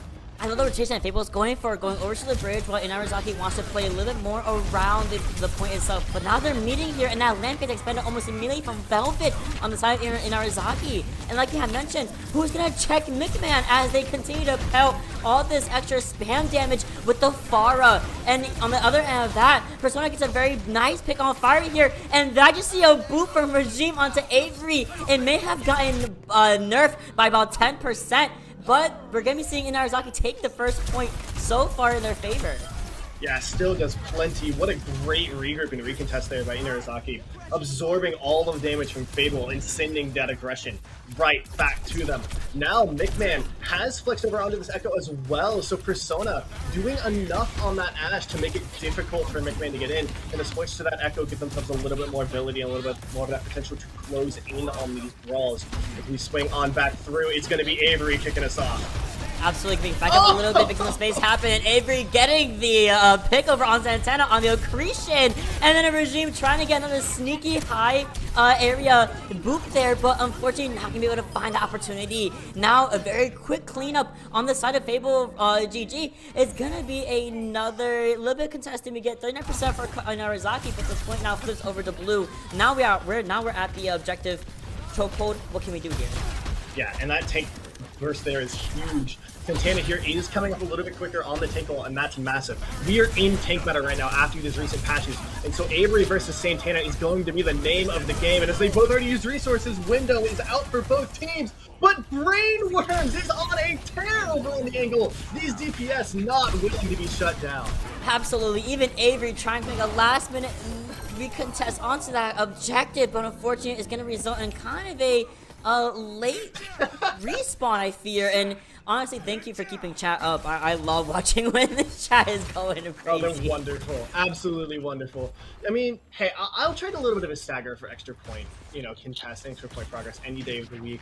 Inarizaki has the advantage here. Ult's coming up, also in their advantage now. So this team is sitting very, very strong here. Really, they need to win one more fight, and then we just get to stall from there on out in favor. Oh, there's a Bob, and just like we saw in the patch notes, Bob is now active with that tank passive. Reduce headshot damage, reduce sleep timer, so you have to let Bob rock it out, and Santana's gonna take that opportunity and take care of Bob's order. Benevolence going down so quick. Fable is forced to retreat almost back to their spawn, and Santana and the rest of Inarizaki are holding this mega pack area extremely well against Fable, who now have 3, almost 4 ultimates lined up. Yeah, 4 ultimate, gotta figure out how to control this point, a 90% on it. Someone's gotta get the overtime touch soon, and that's a good setup for it. But Inarizaki doesn't have to commit hard to this fight. They will anyways, though. That's me coming out. Bobby's in. It is time to throw it down. And Bob is in, he is landed, and we are taking the point in favor for Fable for a little bit while longer. And like I had mentioned, you have to actually respect Bob now. You can't turn around and be like, burn Bob, burn Bob, burn Bob. It's not gonna work anymore. Not as quick as it used to at the very least. Really good reset for Fable, really good vendor state for them as well, as we see Milkman on the offensive here in the flank. Yeah, McMahon's been on that angle all day long. The one way that I have for Fable here, the only ult they're bringing into this is that Baptiste. Meanwhile, Inarizaki's almost loaded up across the board, and Santana is playing like it with this aggression. Yeah, we're gonna be seeing a double sig here coming in from Inarizaki from the Echo Duplicate, and the window does get expended, but Brainworm simply rolls right past it, ignoring the window, going for the duplicate flux, and taking the rest of Fable down back to their spawn. The point gets recaptured, and now it's 9-9. Can anyone touch? Fiery's gonna try to. She surely will, but unfortunately, not gonna be able to make it there. 1 point on the board, on control for Inarizaki. Inarizaki doing that incredibly strong. We talked about it a little bit earlier. With these recent changes, we're very much in a tank meta. We're in a tank patch. Your tank diff is going to decide a lot of the things here. Santana, though, plays it very well. They play to deny everything on that Sigma. They're just trying to keep Avery out. They're trying to deny the other team's DPS. That gives Persona and Branos all of the space they could ever want to use. And this is the first real change we're seeing from that patch. We are off the Sigma Brawl. We are on to the JQ from Santana. Fable still playing what they've been on up until this latest tank patch.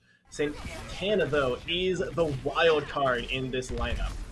Oh, I have seen we have all seen the way JQ has kind of evolved after this patch. She is virtually unkillable with the right cooldown circulation, with the right support as well. And now a lot of poke coming in with this Genji from Brainworm again. I mean, flexing over to that character rather than going for a Power or an Echo, forcing Fable to kind of stay around the Mega on the more coast side of Nepal here. And the objective is starting to unlock, and we have to force ourselves back to the point. The shock is expended, and we're fighting and fighting, but Inarizaki has a force of 5 on this objective. The objective does get yielded by Avery, and I mean, it looks like back and forth, but health pool wise, it's Santana going down first. Your tank is down for Inarizaki. Fable looks like they kind of have it in the bag. Yeah, Fable looks to be strong here. Once that tank is down, everything else seems to just fall right with it. And Fable is going to be the team setting themselves up with advantage here first, taking that away from Inarizaki. Inarizaki, they're just not really able to get Santana in. And you can see the difference here in the ult charge, how much damage each tank was able to do. Santana having such a hard time closing distance into this Sigma comp spam. They've got Benevolence throwing in all these dynamites to make them, or McMahon is hitting every single one of those sticky bombs, and it's making life hell for Santana. Brainworms here needs to be setting up this off angle strong. Yeah, absolutely. Army putting a lot of pressure on Izaki with these Echo Stickies. They've been utilized now, putting lots of pressure on, unfortunately, on our BAP, on Velvet there. So they're healing a little bit less. We're rushing right in, however. Santana is confident. Brainworm able to get out by the skin of their teeth. And that limp is expended, and the window is also popped in the meantime. Fiery, she's able to get Santana on the back end of everything, however, going on. And again, your tank goes down so fast in this team fight. And unfortunately for Brainworm, you're left in the dust as the rest of Inarizaki retreats back to get their JQ. Look at how good these marks are coming out from Benevolence and McMahon. Do you really want Brainworm to be in on these brawls as Genji? That's the whole reason we're playing Genji. You get in with the JQ, you get the benefit of Shout, you can play aggressive with it. By the time Santana's being forced to Shout, Brainworms is nowhere near them because they're just having to take these duels off on the angle. They're getting forced out so incredibly hard, and now the pace is all Fable. There's McMahon going in with that duplicate onto the Jungle Queen. So we have double tank happening for Fable. It gets burned out very quickly, but so Santana is helpful, which is only going down, and it goes to 0. Avery taking that favorably, and then Bob just coming through on that objective to put some extra hurt on Inarizaki. Yes, the blade does come to the very end, and it does get McMahon in the end of the day, but that's a 1-4 trade you're taking. Fable is looking real solid after that team fight. And Santana there admits the JQ is not going to work for him today, swaps to the Sigma, but it might be too little too late. Neither one of these teams have any ults, and when they're in that situation, you gotta give it to the defending team. Fable right now set up on this point with huge advantage. Lots of pressure on the back line here and the DPS line as well. We're going to be seeing Brimmer go back over to that Echo after that Genji as well. Big comp switch, basically mirroring everything we had mentioned earlier. And we're trying to get a good pick here coming in from Benevolence, who's trying to get either Brainworm or Regime out of here. But they're both so good at maintaining the space. And Persona on the back end is able to find Benevolence in the fray and take him right back down to the spawn room. Fable is down 1 so far. And like you said, it's a dry fight up until that window from Love, which got built up so quickly, and Fiery able to find Persona within that amplification matrix. And Fiery also, I mean, she's kind of popping off, getting 2 for 1, and Velvet, they're getting the Baptiste there, but I mean, Milkman still on this Echo is uncontested. It's gonna be able to get that duplicate off on the Baptiste, and we're gonna be seeing a round 3 on Nepal. Great play by Fable there. They understood their pacing so well of like, hey, they just full swap their comp. The slower we play this, the better, because we're going to get all of our ultimates first. Nobody has anything coming into this fight, but we have the advantage no matter how small that it is. And so even losing Benevolence, they're like, it doesn't matter. We can play this long. Just don't die. By the time we want to engage, Benevolence will be back anyways. And so as a result, they set themselves up so well to finish that fight. Now, again, Santana back on the JQ, thinks they're going to have a better chance of it here on Village, which is a more brawly map. Avery still committed to this Sig Brawl. It's been working all day for them. They see no reason to change it. And Santana already wants to take this fight on high. As I say that, though, maybe we rotate the point as this far rains down damage. And they're kind of forced off this high ground. They're trying to regain it back in their favor by exerting a lot more dominance, and so much so that Avery, I mean, gets kind of peppered out by both Persona and Brainworm there, and it forces Fable to kind of retreat. Ideally, I did see that they started backing up, and I thought maybe Fable had that positioning, all that space, you know, selfishly to themselves, but in Inarizaki, this Jinker Queen is just able to bring it right back. The point goes over to red first. Yeah, I think we saw Brainworms finally executing on what they're trying to do there. Getting onto the backline with their tank, able to take out Love, makes life so easy. Once that main healer, that flex support is down, you're just wide open to do all the damage you want. And then Milkman was able to contest for that long, and look at how far that progress bar has gotten. And now the pressure is on Inarizaki. A little bit of pressure being that you almost at the point, and now you just did. It flipped so quickly back over to Fable, who are now stationed on that objective. You're forced to either enter as Inarizaki or maybe reset the neutral. There's a creation onto Santana first and foremost. The shotgun suspended, we're all burning. The Suzu's also gone and done for. We have to see what we can do here, but unfortunately, big burn coming in from Persona. Can we follow up on it? Barely. That rush is going to be massive, though. All of the damage coming in. Never mind, Love takes down 1. We got a war in the backline, but how much does this matter when the tanks are fighting and everyone else is going down? Brainward's going to find the kill, but the rest of the team has lived through this as Santana manages to land the rampage. We also are able to find, you know, a lot of the pressure going in on Brainworm because you had to deflect the far, you had to deflect everything else coming around you and trying to back out while your Genji, you know, it just didn't work out for them at that moment. And the point flipped like 2 times during that whole team fight, Loki. So it was just like, don't know, just complete chaos. Oh my God. You gotta wonder in that chaos, like, do you wish you had that rampage back right now? Got through that fight, big, huge ult. That's a fight winner. Don't have the team to follow. Oh! Big pick coming in from Brainworm, catching fire, going a little bit too high for the heavens there. We have the Sunbear ready on the side of Inarizaki. We have the Dragon Blade just coming up online as well. We kited around that window. Unfortunately for Fable, they don't have a response to the Dragon Blade or anything. But we're going to start off real strong with that Flux coming in from Avery, coupled with that barrage from Milkman on the back end. I mean, what are we going to do? We pop the blade out, but is it a little bit too late? It might not be. We're able to get Avery and 2 with the Dragon Blade. 3 even with the last dash. Oh my, Brainworm, you popped off. No, great job there. Brainworm's recognizing the opportunity. It has to happen now, and it has to be good. Santana as well knows, hey, I've just got to take attention right now, 1v3 for a minute, and just not die. Santana manages to live through that, makes the space for Brainworms, and closes it out. Now, Fable in an interesting spot where they have to take space on this Sigma comp against a comp that's so good at hitting them in rotation. Well, and also the Bob being finished so early, we find a double pick here with Big Man and Persona kind of trading places for a second. The Bob on the side of Fable starts to get useless from Benevolence, and where is my Bob? Forces everyone in Narazaki to actually scurry away back to the objective and make all this space available for Fable to play around with. Trying to find out where we're going to go in Narazaki, trying to find a way back in, without the objective going right back in Fable's favor. Like the point swap. If it flips, this is last fight. If they keep it, and Arizaki has another one after this, even if they lose. It's going to be Wimpman here, carving through with so much damage. I have to stay alive just barely. It's so hard for the Baptiste in order to get to your far to keep them alive, but there, McMahon has such good positioning, but oh my god, still gonna track you down! It has been Brainworms all day, continues to be Brainworms, and off of this huge rampage, they are finding even more! Count them down, Inarizaki is going to win you, Nepal! Which is so surprising, and we had talked about a little bit in backstage. Oh my goodness.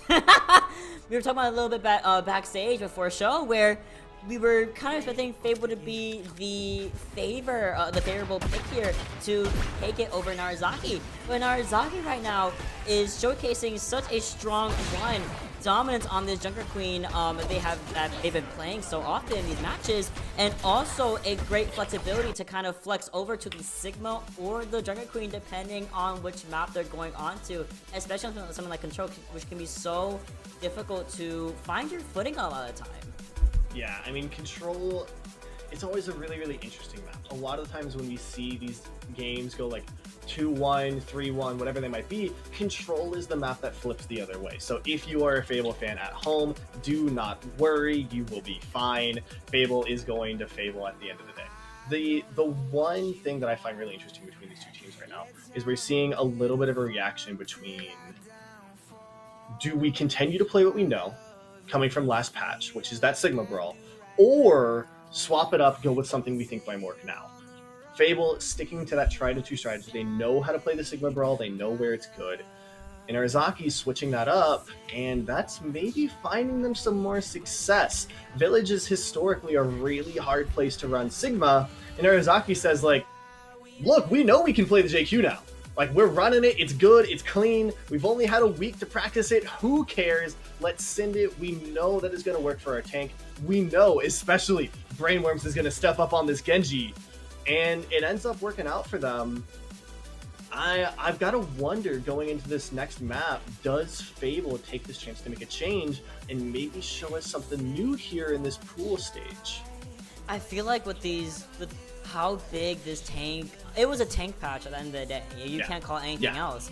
And with how jarring the changes are from between the first day where it wasn't there and now the post day, and now the hot fix that released earlier today at 2 o'clock, I mean, I feel like adaptation is forced. You have to be able to learn how to adapt to these new changes, and if that means that you can't play Sigma Brawl throughout every single map in the game, save for maybe 1 or 2, then that means we gotta do a little bit of a swap. And if that means that Inarizaki has that flexibility to do that, has that adaptation to go and that mental to go, hey, we're gonna go JQ Brawl, we're going to run up on them, JQ's not gonna die, and it's gonna work out. And every single time it just clicked.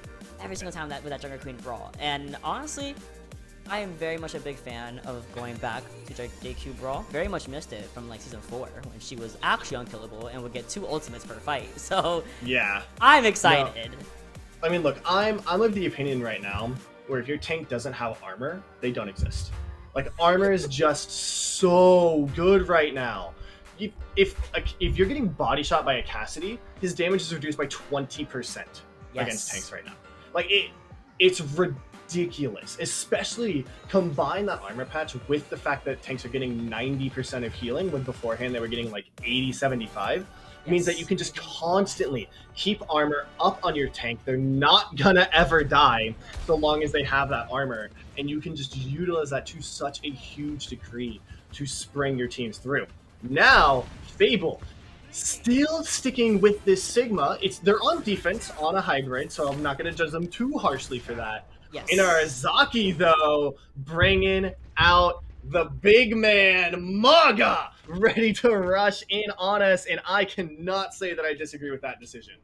I mean, unethical Maga pick. I will say, I'm not a coward. I'll call it unethical. However, I'm a big Maga fan as a character, and I can't lie, he's kind of so cute. good. He's so good. No! He's so pretty. But also JQ now. We have Jungle Queen, and she is literally the woman of my dreams. We are so back. We're gonna be playing the brawl with no armor on King's Row, which is gonna be so, not armor, but no shield on King's Row. Which is gonna be so impressive to see as we try his rotation around statue. Sprainworm gonna be going over for a flank and a quick deflect. Maybe has to scurry right back to the team to get some heals as we see a rotation around and through that hotel. We have pushed Inarizaki back from their offensive position and back into their spawn once again, and Brigham unfortunately caught off guard in a small room with Big Man. Fable's name of the game in these neutral fights seems to be let Inarizaki take their turn, let them do all of the aggression we can. We're going to trade space for time, and then we're going to crash back in when Inarizaki doesn't have any resources. They did it on first point on Nepal, and they did it just now. This is the set play they keep running back to every time Inarizaki shows aggression. I think if you're Inarizaki, you just have to keep this going even more. Like, you know they're going to give you space. Just run at them. Super hard. Yeah, there's the shout. Send it. They're trying, they really are, and I think Bramer is going to be looking for Persona here, who's been pretty much uncontested on Benevolence on this high ground. And will they? Unfortunately not. Nintendo and Bramer getting a lot of pressure put on themselves. As you can see, the health pool difference here is insane. And so much so that Bramer is gone. Now Santana is being literally pushed into the streets away from their team. We find Fire Regime in the backline, however, finds Love. So that's the support backline of Fable down. And your tank is also down. It's just your DPS is defending this objective. Benevolence gets that fire off, but that objective is starting to get a little bit in favor of Inarizaki with just Brainworm there. Brainworm's there. Spawn advantage to Inarizaki here if they can get back fast enough. Keep in mind they lost most of their picks early, but his Persona falls quick through the combination of McMahon and Benevolence. Yeah, not gonna happen today. This window investment gonna get shut down. Everyone from Fable is back. The opportunity of window, I think, here has closed. I know, it's so unfortunate to see that little crack of opportunity to be slipped away from you so quickly. Honestly, first of all, props to Fiery getting everyone back to that objective as soon as possible. Now, what do we have here? We have the Sound Theater and we have that Rampage. We also have Bob coming up online, but on the side of Fable, they have everything, Loki. They're so everything. locked and loaded. Like, literally, they decide how these fights are going to be faced right now. Oh! You tried it. Oh, Barrage comes out. Oh, you get deflected. But Persona catches Milkman in the fray, and Brainworm gets absolutely shut down by Benevolence. We still have 4 ultimates, Loki. And, like, that's exactly how you want to use your Barrage. Hold him in close, got the close range, hit him on rotate. Perfect, no nuts. Like, absolutely wonderful, and Fable now still decides how these fights are going. Inarizaki only has 1 good fight left on the table. They're gonna have a second one as a rush fight, maybe, but Fable here is just so loaded up. Inarizaki will catch Fable on the Ultra if they take this fight long, but you don't want to take this fight long. You want to get in quickly and make things happen on this Junker Queen comp into the Sigma Bro, or into the Sigma span. You have to. You have sub 40 seconds left to have the objective. Avery looking really low there. The sound barrier does come through in order to negate that Dragon Blade coming in from Brainworm, and it does not find Love. Instead, finding the fact that Brainworm is going down so fast, we're just able to find Avery in the fray, however. And what do we have left? I mean, we have to win from Love, but that's really it. Love was expended. Bob was expended, Sound Barrier was expended. It's just the window that wasn't able to find opportunity, but you traded 3 ults for a couple for even amount, about 3 or 4. Yeah, also, I will say, we are not giving enough credit to Regime. Right now, he has been popping in that kill feed all day long. You see him again right there, working to shut that backline down. They are a menace on the aggression with Lucio. Continue to look for them mid and late fight, going off on these individual picks. Persona here is gonna fall early, but it's not really a huge deal. I think Arizaki just wants to get this card to the corner right now. For sure, and I feel like here, especially if you hold it, great. If you don't, you might see them at third point. That's kind of how control can work. This is beautiful window phase that I think Love is kind of looking for. You have to be very weary of Brainworm, who is kind of spamming off of that high ground area. But the fight's slow right now. We're trickling down our resources and seeing who can get that ultimate first. I mean, it's going to be both of these windows up first. They want to go before. There you go. Took out McMahon. Absolutely massive. They were going to have the barrage that could close out this fight. And once Fable sees that, they're just going to give space to this next corner. They're going to probably fight this corner by corner, building by building, I feel.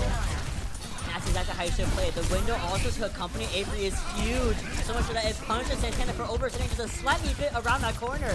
Love getting a 2 picks there with the window so good. And then kind of just like that, Abel is able to bring Arizaki back to the spawn, re-slow the pace, and bring it back to their own tempo. Once again, Santana's waving the white flag. They've gotten off the Junker Queen back onto this Sigma Brawl. They don't seem to feel fully committed to this JQ comp quite yet. They're still giving themselves that out to switch off into something else. I wonder if that lingers in their brain, if they know they haven't practiced it enough or something, because they seem very, very willing to switch off of it when they start getting low in time. Oh man, and we were getting low on time and low on teammates, it's even worse. Brainworm getting found by Milkman in the air battle there. And we have the barrage ready, we have the Bob as well for a contest. Regime going down so fast, but Milkman being one means that we're able to find maybe a pick here for Narizaki, but at the same time, Fable is locked and loaded with 4 ultimates on the back end. Narizaki only really has that that sound barrier at the back for themselves. Yeah, and this is what you get for switching late. You don't have that ult economy anymore. You've got to win with a low ult's disadvantage. And Santana now is really going to have to try and fight through that, especially into Avery, who's got this lift ready to go, rock used, which means Fable here has the opportunity to close this fight out whenever they want to. All going for 5 barrage here, the flood coming through, and the barrage coming as well as a combo, but the Flux finds Regime. We get the sound barrier out from Fiery, and now we have Bob, who's gonna contest cart and throw Santana up into the air. Brainworm's getting found out by Bob, who's still on that card, and that is round 1 going kind of okay for Narizaki. Is it holdable? Yes, but is it? It's rough. Looking a little bit grim. Looking a little grim. I mean, you want to at least hit 3rd on King's Row. I feel like all right, credit to them. First point can sometimes get rough into that Sigma comp, and that is literally the best arch and the best choke point in the game. Getting through that there. If Inarizaki can hold for about 3 minutes on first, they're probably still on pace to try to go for an absolutely heroic hold on those arches to keep things going here. I worry though about these consistent late swaps away from the JQ onto the Sigma. I think if you're playing the JQ, you have the better comp here. Especially on Kings, you have the better comp, and if it's not working for you, it's coming down to more of that execution style of how can I get my DPS in, how can I get my tank in, is my tank getting enough resources, which I don't think they are right now. I think too many resources are having to go to the DPS, because DPS are taking a little bit too much damage, they're not, able to fight for their angles quite as much. And so as a result, Inarizaki isn't able to run this JQ comp to how it should be. And then they're giving up their late fight and their late round fights as a result of it, because they're just punting on the ult economy. I think for Inarizaki here, you've got to find what you want early in these rounds and then just stick to it. Otherwise, we're going to be in these constant no ult late fights that we keep seeing them in. We've been trying to find a really early pick here with the Widow. Not going to be able to find anything but a slight sliver of Santana's head. He's in the rotation around the statue first and foremost. And a very, very, very really pick off the Regime on the side of Narizaki. So Fable is up right now in terms of numbers. We're still pretty much almost all stabilized and full health, and Narzaki is forced to really retreat back so early on into his first fight. So much so that I think we can get a tick or two before our regime comes back. Oh, regime is back. We can get a tick or two. I mean, they're back in now. Ult's not going to be coming up this fight. It's just going to be this neutral fight still, and Persona in a really good position for it. McMahon gets caught being a little bit too aggressive. That's going to put Brainworm on this really strong angle. Persona is well set up here with their tank in the brawl, and that is all of the damage you could ever want coming out. They could find a late stagger here as well on to Benevolent, and just like that, all of Fable is going to get sent back to their spawn. Min off the clock, but one third of the way there for Fable now. With about 2 minutes and 45 seconds to go, that's pretty good given what Narzaki had to fight through on their attack phase, right? So, Yeah. still gonna see Fable going for the attack, getting a little bit of burning, really good on Persona to catch them off guard in the back end of that, and now they're all set on this high ground once more. It's up to Fable to find a way to get past both the high ground positioning that Narzaki is keeping control of, and also that low ground brawl. We're seeing shield to shield, we're gonna be seeing Milkman coming Mickman off on that off angle for a little bit there, but now we're gonna get covered too much. Now we have overextended at Santana. Our supports were unfortunately not there to help us out. The window also expanded for Velvet, but no one's there to peek it. Yeah, this is not really what you want to be seeing from Narazaki right now. They give up the defender's advantage. They go too aggressive when their team can't push. I don't know why, too, because you have that window all ready to go. It's going to have to be a heroic play from the DPS to try and get it back onto this point, but I don't think they are at that point. Once you've lost Persona, I don't... Well, never mind, we're trying it! Double Sigma, let's send it! We are duplicating today, Loki, and we're winning on the high ground. Brainworm has to get out of there ASAP. It's like, no, I gotta kite this. Bye. I gotta go. And Narzaki's still gonna be having that Sigma duplicate online for a little bit longer. Because the flux, however, is important, and we unfortunately do not. We also get Benevolent's Bob coming through. The double Bob, in fact. So the nine of the fact is, we have so many things going on. We have the barrage with Flux. We also have the Soundbird coming in from Fire as a last minute precaution against Bob. And the objective is not captured. No. We defended it. We've changed this story in a huge way.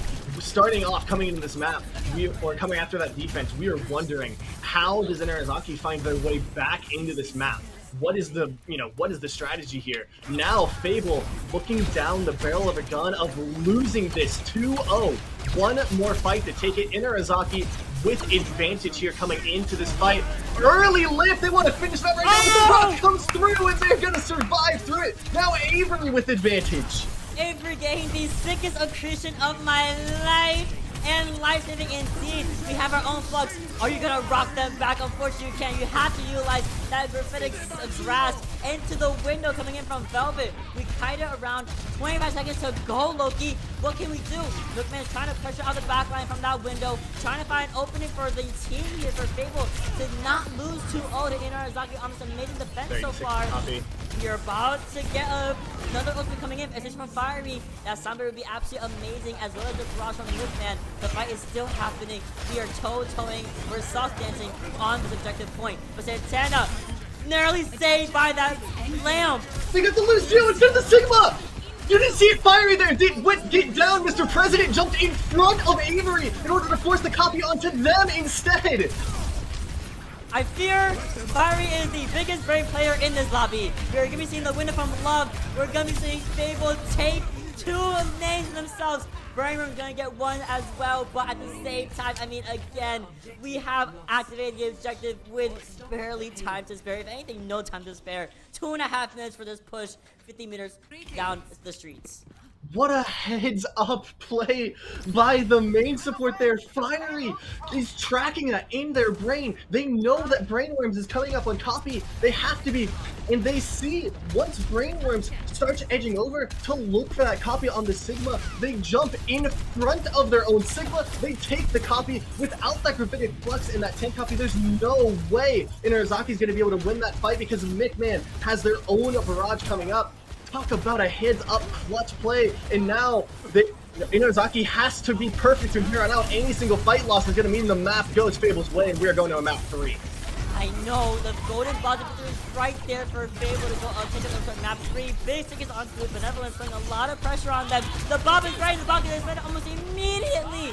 And what are you going to do about Bob? We're going to be pulling out our own Bob instead. The lamp has to be used for Avery here, who is trying to stay alive as much as we can. We get the flux. We get rid of Bob. We get rid of Fiery. We use our own flux in the meantime. But I mean, that may be a little bit too late for the side of Fable. A minute and 15 to go. Avery still positioning his car, is still trying to fight for their life. But I mean, at the end of the day, your team is dead. We stalled out about 15 seconds of our next attack phase, so we're pretty much in last fight territory. One more fight, do or die. We're coming up on the same situation we saw on first point. This time, though, just with a little bit more of ultimates involved. Velvet's going to come into this one locked and loaded up. Brainworms and McMahon in a dead heat, getting to that flyer ult. The big changer, though, Rajim, 94 on this beat, will kick us through McMahon. The Fable, no support on their side other than that window.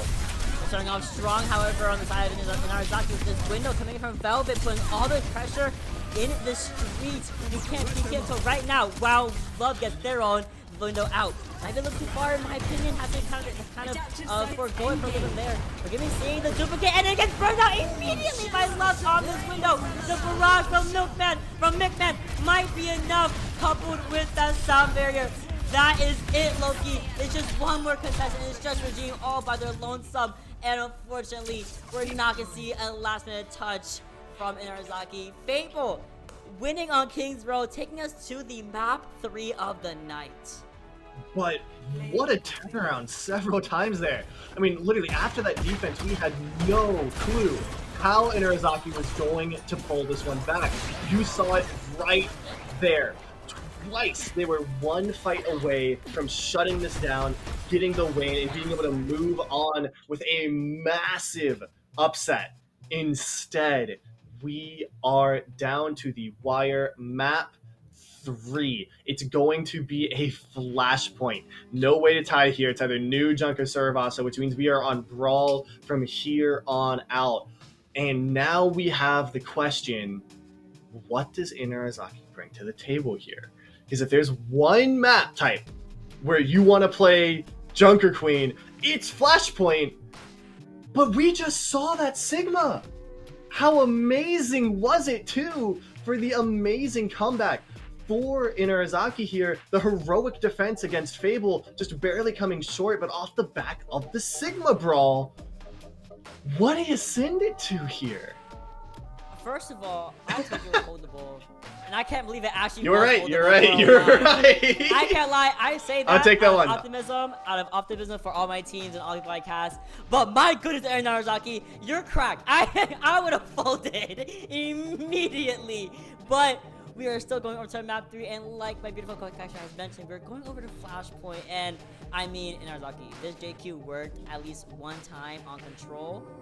She will be working again on Flashpoint for all 5 points. And if we happen to go New Junk City, that's even better for her as a character. It was made for her. That's where she lives, literally. So this is the one place I want to see that Junk Queen really flourish, really like send a message about the extent of changes this patch has made to the meta. You know, bringing JQ possibly back from being just a niche pick to a more meta pick, you know, and kind of falling back on what we've known, which is the Sigma, you know, the Sigma, not Malga, I'm sorry, Malga. We have known the Sigma, we have known a little bit of their reset from 6 months ago, we have known so many other meta tanks. Now JQ gets to shine, and we go over to Flashpoint. That's gonna be really scary, especially with how fast those points, you know, go. Funny, Flashpoints. And sometimes you get one fight, maybe 1.5, and that's it. Suddenly you're moving on to the next phase, you have a new location to go to, and you gotta just deal with it. And I feel like with Sigma, when you get run up on in a tight space like that, it can either make you or break you. Yeah, I mean, it's definitely a map that works for JQ in particular. You can close distance quickly, you get to the brawl so easily. One shout, it's all you're ever going to need to close the distance on Flashpoint. Like, it gets you there perfectly. You don't even have to invest the speed amp, and you can heal amp once you get to your location. I'm gonna contest with you, though. I think you pull out what's worked. And today, what has worked for Inarizaki is the Sigma. They've won 1 point on the JQ. Great point. Good showing. It's Village. You can't run Sigma on Village. Yeah. Like that's it's so rough for him there that I think you're winning off of that map differential. You can run Sigma on Flashpoint. It's harder, don't get me wrong, but it's not Village, and it's what's worked for Inarizaki coming into this. They showed an amazing performance there. They showed a great performance to start us out on Nepal, on Sigma. Anytime we have seen Inarizaki lock Sigma from the start of a round, it's worked for them. And so I think you just have to go back to that time and time again. I mean, they've got Weird coaching them up in the lobby. We haven't been able to see them all today.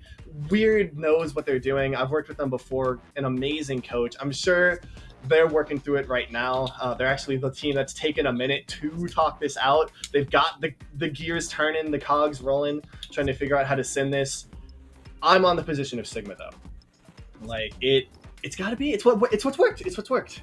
I'm just a big JQ fan. I don't know I what know. to tell I you. know. I think JQ's better. I think JQ's better so call. better. It's just what's working today. What's working, yeah. Like Absolutely. you've only had what 4 days to practice the JQ comp, and when was the last time anyone's ranked JQ? Like 2 years ago. Like, look, I love Don't do JQ. it like that. I Not love too JQ. much. She's for me. However, is for me. like I love high-paced, fast brawl, Yes. and Sigma is not that. But like at the end of the day, it's what's sending it for you. We're at 20 seconds to seeing what either one of these two teams will be throwing at us. We are in fact going to New Junk City, chosen by Inarizaki, and they were labbing this one out before we got into it. I think this is really going to come down to a big play between Santana and between Avery. Brainworms versus McMahon has been the other name of the game. So far, McMahon's been barely edging that one out, but only when it comes to the ult executions. The actual damage, the in-fight, the kill confirms has been very, very even, but when either one of these incredible players get to their ult, it's been McMahon showing up with it time and time again. And Arizaki here has opted to get with the JQ. If there is a place to run it, it is here. And Santana thinks they have it locked down. Neither team opting to open up with the Venture, which is something we've been seeing a little bit on New Junk City Point 1. Instead, they are both going with the standard version of this. McMahon going to be fighting ceilings all day long, and Persona opting to sit for long range on the Ash on these more brawly points. Also, more surprising is we have Benevolence on that Cassidy, you know, and the argument that Cassidy has been, you know, put on the back end of these patches has been around. We're seeing Santana go right into his little room and take a 1v3 all the way by their lonesome. The rest of the team is extremely split up as they go over to the other to try to capture it in time, but I mean, Fable makes an amazing quick rotation, and Bramer might get a quick pick there, but unfortunately has been sought out by Avery and shut down. That's the problem we've been seeing a lot, is Santana just getting a little bit too eager. I think the moment you get the ammo out, you take that as a win. Like, great, we got ammo. Reset, pull it back. They can't push us now super, like, safely. And by the time I get my shot up again and then it's our turn, they're not going to have an ammo to counter us. Instead, Santana just a little bit greedy there. And so Inarizaki not able to take that first fight here as we start to work our way back in. The difference maker, though, every DPS for Inarizaki getting into their ults faster than their counterparts at the moment. Absolutely, just putting on a little more hurt on the side of Inarizaki. And again, Santana's all by lonesome here. Grim transfer for a flank. Big dynamite coming in from Persona once again, and even bigger pick from them at the same time on McMahon. Forces love to utilize that window again, the Implication Matrix, and they have been extremely proficient in finding people with finding heads with that ultimate. The Rampage gets used likely for the self-preservation and the bleeding over time anti. Will it be enough? However, it somehow is. It scares Fable away from the objective, but the point has flipped over to Inarizaki. Yeah, I mean, look, I'm not going to look down the barrel of a Bob and a Rampage. I don't think Fable will either. I mean, JQ was already basically invincible in her ult. She definitely is now with extra lifesteal. Look at this, McMahon, sneaky, having such a hard time so far finding an entry. This angle might do it for them. Gets it behind Noon. It gets the Walking. speed boost at the end. We Not gonna find it. walking. Nah, not gonna find nobody, but we were walking to town with that ultimate for sure. McMahon getting out, literally 2 HP. Oh my God. Persona could not find them in the fray behind that pillar. It sends a really quick reset for his side of Fable as the barrage finds Persona as a revenge. And it finds another as there's a side of Inarizaki starts to fall victim to just one of the ultimates used from Fable. 74% on the board to 95.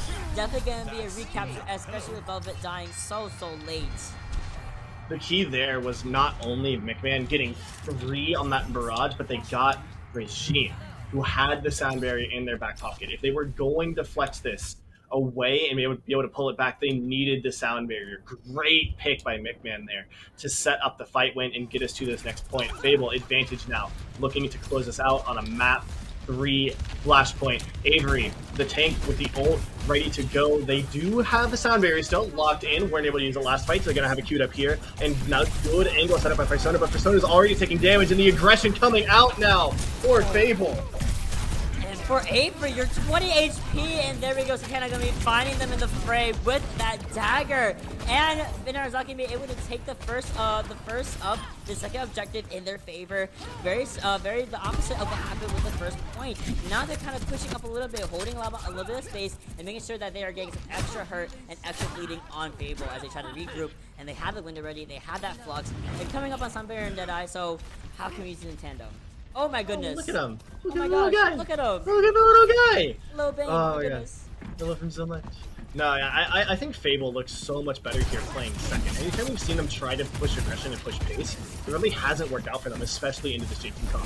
When they play second, however, they're looking so incredibly clean. The question is, how do you force that when the other team has a different advantage? Well, just like that. Sometimes Santana just gives you the axe and the shot for free. And sometimes you take some really good picks. So taking a little bit of a DPS trade-off here from McMahon for Persona, and the window was also defended by Love in that corridor, but unfortunately, not really finding too much value outside of Persona, so at the same time, there's a Flux at the back end, and the Sound Barrier as well. Now we have a Duke Brainworm who's on that Sigma, and we also have the Deadeye coming through as well as alongside the Kitsune Rush. I mean, Benevolence is just finding heads over and over. The suits expended. Can we find the Kiriko? Oh, we're gonna stagger them out a little bit. Yeah, we absolutely are. I mean, that was like 10 ultimates used. Yeah. That was a lot. Everyone's throwing it in. Brainworm's now not feeling it on the Echo. Back to the Genji. As McMahon has actually gotten off of the Pharah onto the Tracer. And I gotta say, I'm actually here for that decision. Like, neither one of these tanks has any armor that they're bringing to the table. McMahon able to just shred through it now onto the Tracer. Pharah so hard to keep up on this map. Good swap here, but the Rampage already into the back line. Oh, I'm putting a lot of pressure on Love, who can't do anything but fall victim to that pressure from the Kiriko and the General Queen. Bob can be an extra little bit of damage, but honestly, might have been a little bit overkill here as we go over to overtime, and there's absolutely no touch here. 1-1, this might be a round 5 flashpoint, Loki. We're even on map score, we're even on round score. Take it to the next one. Ult advantage here pretty handily on the side of Fable, but at the end of the day, probably going to just take first fight, see what you can swing after that. Any ult that you get out of here is good for Inarizaki. McMahon looking to charge up this pulse, trying to hunt for it on the back line, 50% of the way there. Just take a fight that's not even by the point. And nothing finding for it. Not gonna find anyone for that, and you're trickling down lead effects from Santana, unfortunately. I mean, that's 2 down for Fable. We're gonna be seeing the shots from Santana be forcing everyone to go straight into the rest of the side of Fable as well. Avery going down, I mean, it was very unfortunate. Oh my god, Ring.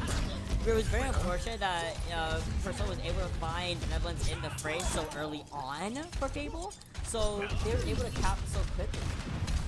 Benevolence now on that Ashe. McMahon back onto the Pharah. So our flex DPS is in this match, just playing a little bit of Mystery Heroes. Who knows what they're going to send out next. At this point, a lot easier to play as Pharah. A lot more, no ceiling, good angles, really strong cover for the Pharah as, oh no, might be cut out a little bit. Never mind, this is 2-minute rush to get us in. And we also have the Flux, but can be expended in time. I mean, no, Love finding them out in the fray, using the lamp so early on, and at the same time, what's Avery gonna do for you? What's anyone gonna be able to do for you? The sound barrier wasn't there either. I mean, without your BAP, you have to reset. You just have to. 65% on the board for Inarizaki so far. And I think one of the big things we're seeing between these two compositions isn't is the JQ better or is the Sigma better? It is how much easier Santana can get onto Love, because Love is having just an absolute hell of a time in that backline right now. Having to play so close up to Sigma means that Santana can just run past Avery time and time again, get right back on the Baptiste, and once he's gone, everything's out. Oh, we got finally! Ajax! We got an It's Ajax! We got an Ajax, It's ladies and Ajax! gentlemen! Ajax time! We got the fiery Ajax, no, but also big for Inarizaki. I mean, oh my gosh, I felt that. I'm not a Lucio player, but my main support, I love him to death. I am. Ajax is a couple of times after a couple of scrims, and I'm like, well, that's great, bestie. Yeah, one of the first things you notice going from like playing in mid-level, kind of like 4-2, 4-3 to playing in 4-5 is how often you get Ajax and how much better they are at shooting at you and killing you when you beat. It is rough out there for the Frogs, and Fiery pulling up exactly with that. Now, as we roll on to the next one, both DPS for Fable locked and loaded with that ultimate, going to be the name of the game, but Rampage and Bob up for Inarizaki, both of them fight-winning ults in their own right. And Love has taken enough damage and taken enough hits at this point. They just have to swap to the Jericho. So now Sigma, not having the Baptiste able to keep them alive, Santana here would just brawl this one out most likely for the rest of this. And as Bob gets sent out, Fable is thinking maybe they have, maybe just let this one go. Absolutely, you can always be contested with all the rest of your team there with you. Nookman going on a little bit of a hopeful flank there, almost getting punished for their efforts. The Rampage also is extended, and we kind of actually stand the point for Fable as they turn right underneath our noses. Santana gonna be still finding Love. Unfortunately for my bestie, my flex support over here. I get that. You're getting saw out, but Avery over in the back end, getting kind of ran up on by Velvet and by Santana at the same time. We recaptured the point, even though it did rack up to 30% very quickly. Regime is just a late fight menace. Anytime we get into those chaotic fights, they're always finding a way to do it. Benevolence now back onto the Cassidy, getting away from the Ashes. It looks like Fable wants to take this more brawly than spammy. So it's going to be Mickman, the only true kind of spam character they've got playing out here. Everyone else on Inarizaki loaded up on the support ults, but Avery has this Sigma flux. They can time it well. It will keep them alive. 300, but they're already gone! 30% left on the point. This is last fight and no tank now for Fable, as they can't give up this point. It is last. Oh my god, that might be it. Well, Mickman coming on the back end. Avery making the forced swap over to Doomfist for a last minute touch. 92%. We have about like 3 seconds before it goes 9-9. We've made it though in the nick of time. And we have Love's continuing rush. Can we pop it before we get killed before for our efforts? We are not allowing the point to be touched. There it is. The continuing rush from Velvet coming first. Fiery giving also coming into the here. Double support ultimates. Nookman is gone, and so is Brainworm. And I think we also saw a really big pick from Nookman earlier in the day. So, I mean, Inarizaki is kind of down. The point succeeds over this Fable. We are now back. We are so back, Loki. Able to get another couple of fights in for these two teams. Not over yet, though. We're in brawl situation, and Santana's about to be locked and loaded. Brainworms as well, coming up on a good ult. Everyone about to be able to sit here, and Benevolence is going to fall. That's been one of the major sources of damage for this Fable team. Avery is in. No one's hitting that block. Axe in on them, and that CC hit them as well. So they're going to be trapped in that corner, not where you want to be as a Doofus, as they're using all their ways to get out. And there's the Bob coming out for Inarizaki. Blade as well, and they're looking to shut this one down. Persona and Brainworm, they've been in the kill feed all day, and they just completed the upset for you. Inarizaki shuts down Fable in pool play. That was some of the best matches I have seen. You know, no bias, of course, but oh my goodness, and absolutely deserved playing the game to Brainworms. I mean, we have seen it on the Genji, on the Echo, all day today, and they have been a non-stop terror for Fable, and for good reason. Those blades were absolutely game-changing and game-saving. It happened not once but twice on 2 different maps, and to find a way to recontest back onto New Junk City and find early picks there for Inarizaki onto some people like Benevolence, for example, and shutting down things like Bob, or just cutting away from things like Bob and Window. I mean, they were able to find their footing. The JQ worked today on New Junk City as it should. They pulled it out. I am willing to admit when I'm wrong, and I did not get that one. Congratulations to Inarizaki there. An amazing performance throughout. We said it was going to come down to a huge tank battle on that last one, and it absolutely did. You saw how well they were just bullying the Baptiste and the backline. I mean, Santana just had so little stopping them. They did such a good job of carving into that team, forcing the brawl out, and always getting out of the Baptiste. And it's what brings them here today. We were expecting this to be one of, if not the best match of the day, but I was not expecting that. What an amazing performance from both of these teams. Inarizaki manages to find it in the end, that new style, beating out that old school Sigma brawl, and I imagine they're very, very happy with their performance. Oh, I would absolutely be. And of course, we have more to give you. We'll be going over the very quick break as our next round robin comes up on deck for the stream. But still go anywhere. We'll be right back after this little break. Carpe diem.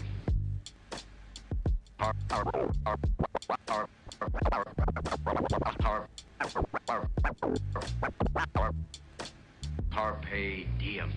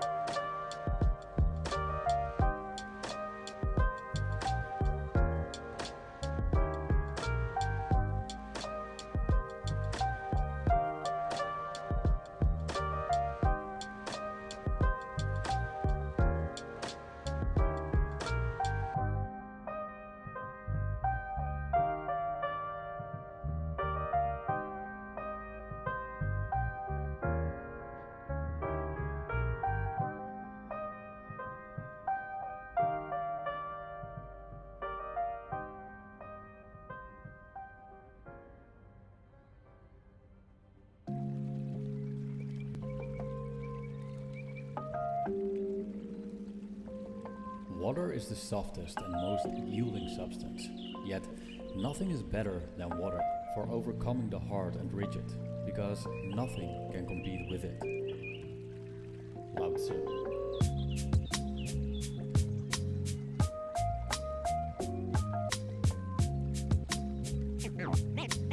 Name straight, new wave.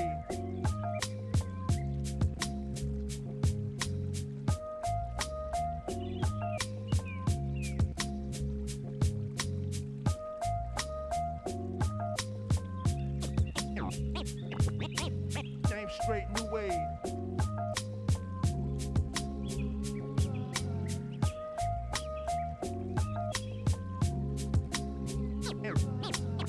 Name straight, new wave.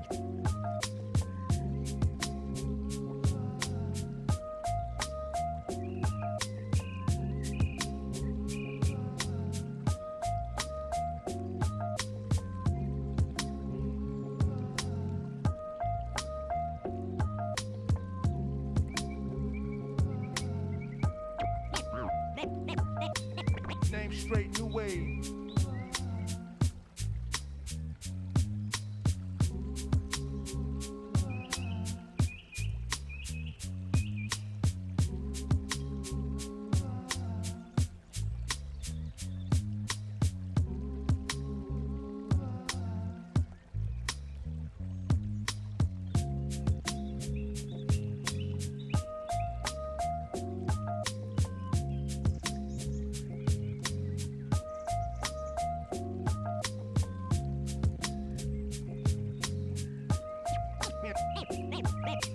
Name straight, new wave.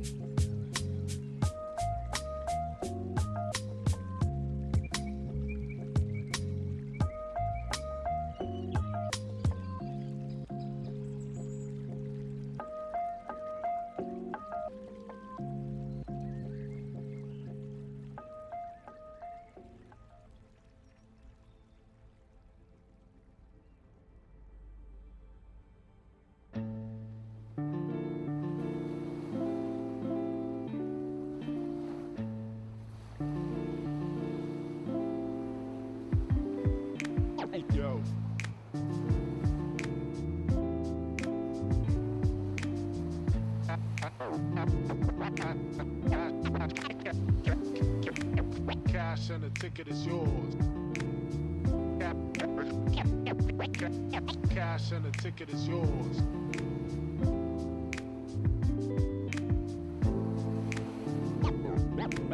Yo.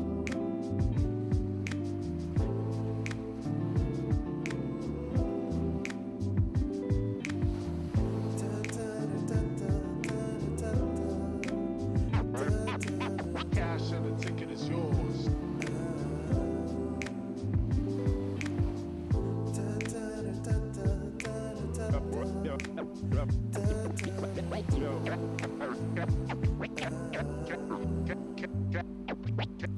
Cash and the ticket is yours.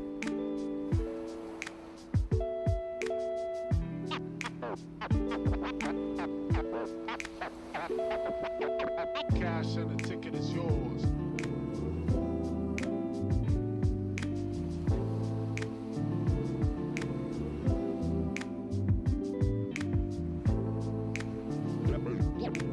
Yo.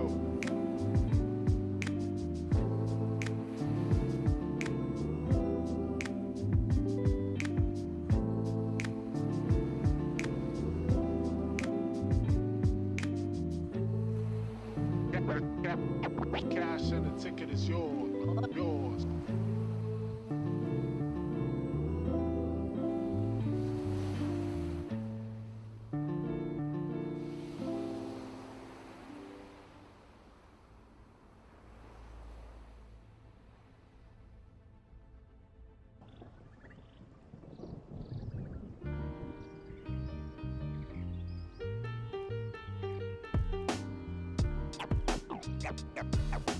Got lots of love. Love.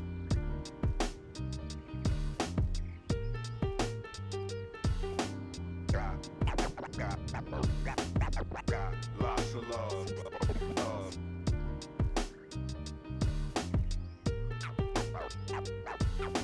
Got lots of love. Love.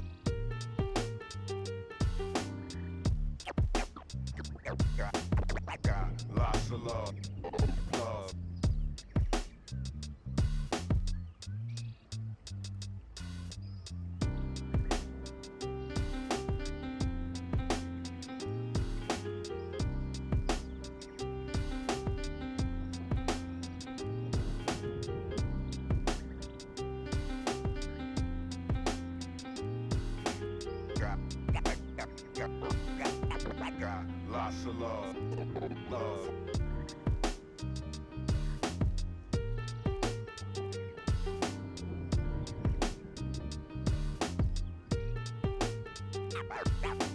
Got lots of love. Love. Got lots of love. Love.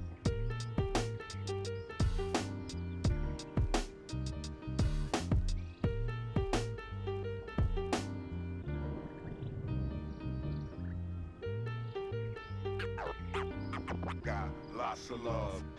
Love.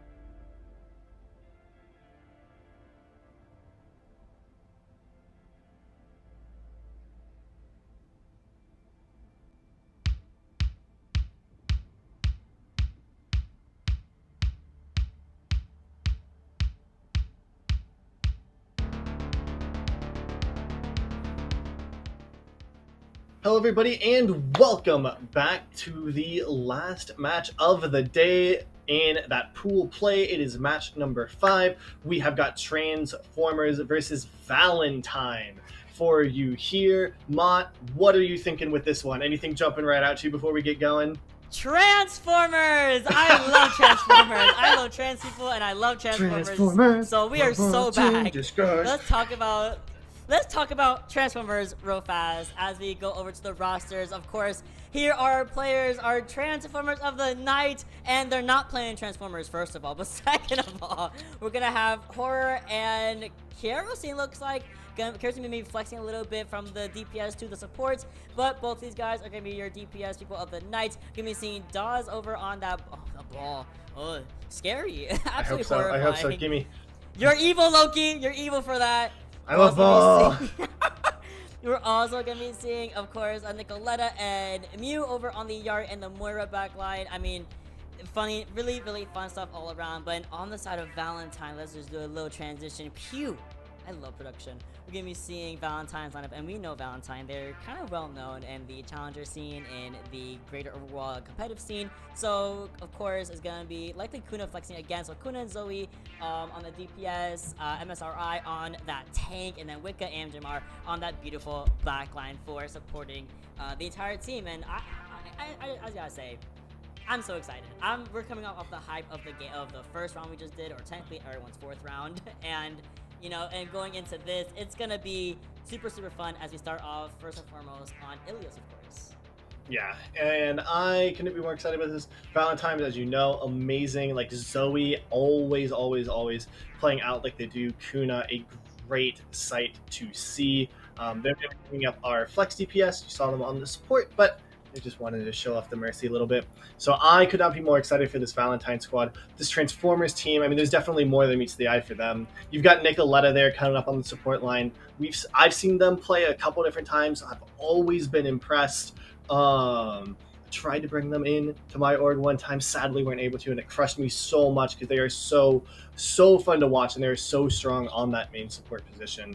Lucio, especially, a standout character for them. So we should be set up for a very, very good game today. This one is still going to be that first 2 best of 3 schedule. We're going to be rolling from Control to Hybrid to Flashpoint if you are just joining us. And that first map, as you said, is going to be Ilios. And I like that a lot because it shows us 3 very different styles of play. We've got a good brawl map, we've got a good dive map, and we've got a good map where you can really work around that poke and on those DPS angles. So we should see everything we want to see from these teams here on this very first map. And I always like to cast Overwatch matches shortly after new patches because you're also figuring out what teams are figuring out at the same time. You know, they're at the same time as us. They're trying to work out correct comps for a certain map type that you had mentioned. There's a really great brawl, great dive, and a great kind of poke, a little bit of brawl as well on Ilios, and anything can really go. And with such vast changes happening to tank, and just recently the hotfix that happened today, I love learning what they're learning. I love being there and seeing what we're cooking in the back end, what we're cooking in our minds. Like, okay, you know, we did see JQ just last map, you know, really dominate very, very nicely on New Junk City specifically. And where typically you would see the Sigma, for example, with the Lucius speed boost, and that's how Sigma kind of gets here and there with being such a slow tank. So to see a shift away and kind of see where everyone's picking up the pieces and placing them, I'm super excited to see on Ilios.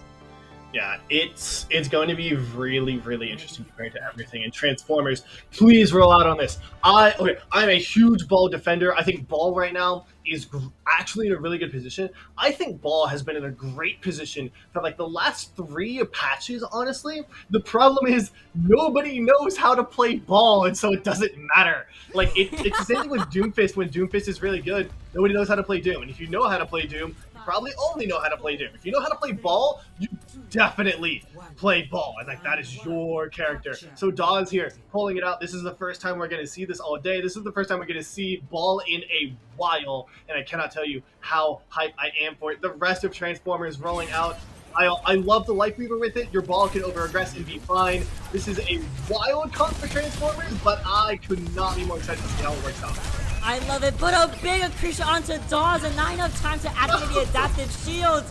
I mean, that was a great first pick for Valentine here, and they push forward into Horror's Bastion, which again, very wild choices. The only meta character in the entire lineup is arguably the Echo. So, you know, and to see him still roll out on it, especially on this ball, who explodes almost immediately. We're gonna be seeing a couple of swaps here. Horror going over to that Cassidy instead. I feel so bad hyping up this ball so much, and their first two pile drives are immediately demolished. We are going to see Dawes rotate over onto the Doomfist now as Wicca's going to get shut down.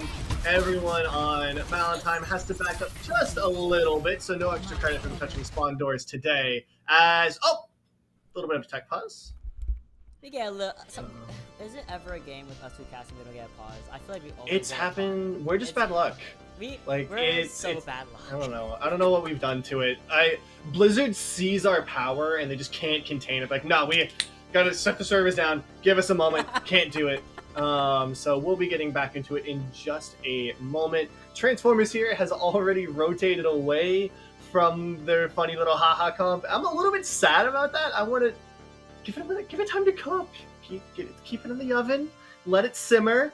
And, you know, maybe the ball will find something a little bit more. And those first two pile drives were just working for you. Third time's the trick, I promise you.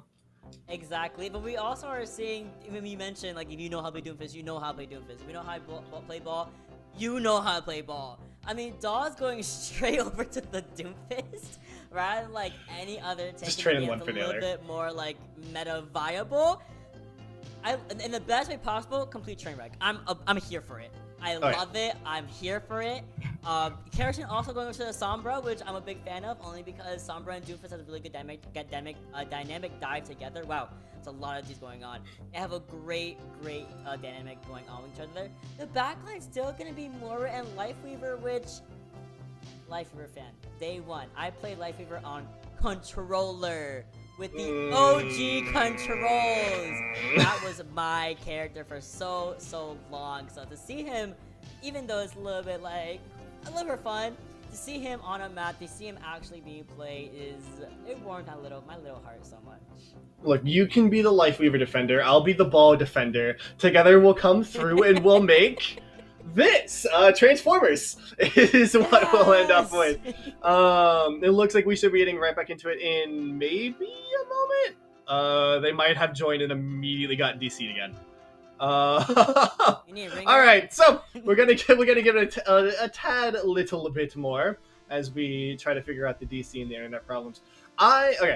Coming into this patch, I think we've changed everything a lot. I think we've moved from a DPS meta to a tank meta, Yes. which isn't something we've seen for the entirety of Overwatch. I mean, we started off on release, DPS meta, Sojourn was broken, flankers ran the game, supports could not live, and Blizzard's reaction to that was, okay, we're going to make supports the best character in the game by far. And we sat in that for about 2 years until people were like, hey, I would like to kill things in my shooter game. And so Blizzard reacted to that by giving us DPS meta, with the DPS passive, DPS buffs pretty much across the board. And that brought us to what we've been in for like the last, 6 months or so? Yeah. And finally, tanks are being given time to shine. I don't know that it fixes the issue with tank, but it definitely does put a lot of the power onto tank. I have to agree. And as a support, you know, especially with the introduction of the DPS passive about a couple patches ago, with I think it was like season 8, they introduced it. And Yeah. that 20% and it coming back to 20% really did hurt my tank more than anything else. And it really didn't feel good for so long to look at my tank and be like, you are a squishy. Like, I don't know what to tell you. Reinhardt, you're a squishy. Sigma, you're a squishy. Everyone's a squishy. And I'm really glad that the change they did make do address that to an extent. You know, we had mentioned it earlier. You now get 90% of your healing rather than 80 to 75% like your DPS do. And you are a tank. You're finally fulfilling a world that was, let's admit it was meant for 2 people. Now placing that burden on 1 person. Yeah, you know what? Let my Reinhardt be a little bit of a raid boss. I'm okay with that. I think they have been bullied hard enough. And this is hopefully a really good start to kind of addressing the tank role in general, because as I mentioned, it has been miserable. I wouldn't know, I don't play tank. But I heard it's miserable for 2 years straight playing any of them, unless they were hard meta, i.e. Orisa at one point, Mauga, Sigma, even Zarya for a little bit early Overwatch 2. She was a menace to a lot of people, so, and she might be a menace again. So, you know, I Speaking have some headshot now. opinions. Yeah, she... Like, Don't. speaking headshot. Oh, also the new tank, Bob. So glad to see you on the roster, Bob. Oh my god, I love him so much. I'm Alright, so glad he did that for him. looks like we are about ready to go once again. Unsure what's happening with that last tank spot. I think we will see in just a moment. I don't believe they got them back in, so we are looking at a little bit of a 4v5 here on this first map. No subs, obviously, in that mid-map, so Transformers now in the position that I'm in for most of my, or Valentine rather, in the position that I'm in for most of my comp games, where you get a lever and you gotta figure it out in the 4v5. And sometimes you just kind of win, just like that. Kuna catching Kerosene, lacking a little bit, not going to gain that impetus to get out of there scot-free. MFRI still going to be able to kind of contest on this with the Sigma, and Kuna on the back and the back line is going to be pretty much uncontested the entire time. As we see the 45 work out in Valentine's favor, so much so we're sending the Transformers back over to their spawn. Yes, so far, Valentine does not seem to be struggling with the 20% disadvantage. Not able to get the hack there off either. Oh! The Life Weaver tree wall traps in Mari. And just like that, Bob's going to come in. How did the Life Weaver pull go forward there? I don't know, it doesn't matter. Kuna's killing everyone. Kuna killed everyone, and Jimar did a little bit of assisting there as well. But oh my goodness, the classic, the Tree of Life blocking the doorway is basically May Wall with like 5,000 HP. so fun to watch. This is a great match. We're going Mauga for Mari here. Unethical, very unethical Mauga pick because he got walled off. Big hack, but now the point is to be flipping over Transformers for a little bit while as the fight continues on around coast. Oh, goodbye. Goodbye, Mari. And can't do it around coast. If you're playing against the Doom, you can't do it around coast. You're gonna have problems. And just like that, Dawes looking to charge in the back line. Picks up one. The rally gonna get invested. Probably not the best choice there, but either way, we're on to the next. As Mari here playing a little bit of Mystery Heroes ends up on the Orisa. I want to see some headshot spears. Please give it to me. I need it in my soul. Blocking me, they gained that completely, and Mari again, like I said, trying to lose Mystery Heroes. Orisa having been gutted a couple of patches ago, and you know, still thinking she's a little bit viable. Kuna trying to get the oh, great tracking from Kuna. Can we get Kerosene? However, your break comes in to help you. We get a solo Deadeye, but Kerosene and Horror find their targets regardless of the horror. Honestly, oh my goodness, Horror doing the little shimmy to get away from the kill power of Kuna. Transformers not having any ults on their side other than once again that tree getting ready. Valentine, just AGMR going to be bringing up the charge with that window. And we're starting to near one fight territory. We're not there quite yet, but if this fight goes for as long as I think Valentine wants to take it, this will be their last. And they're caught in a room that if Doomfist kills in, he'll get all of the health in the world. Oh, big fan of this window here. Kind of gauge that approach we were talking about. And the point's also trying to flip over.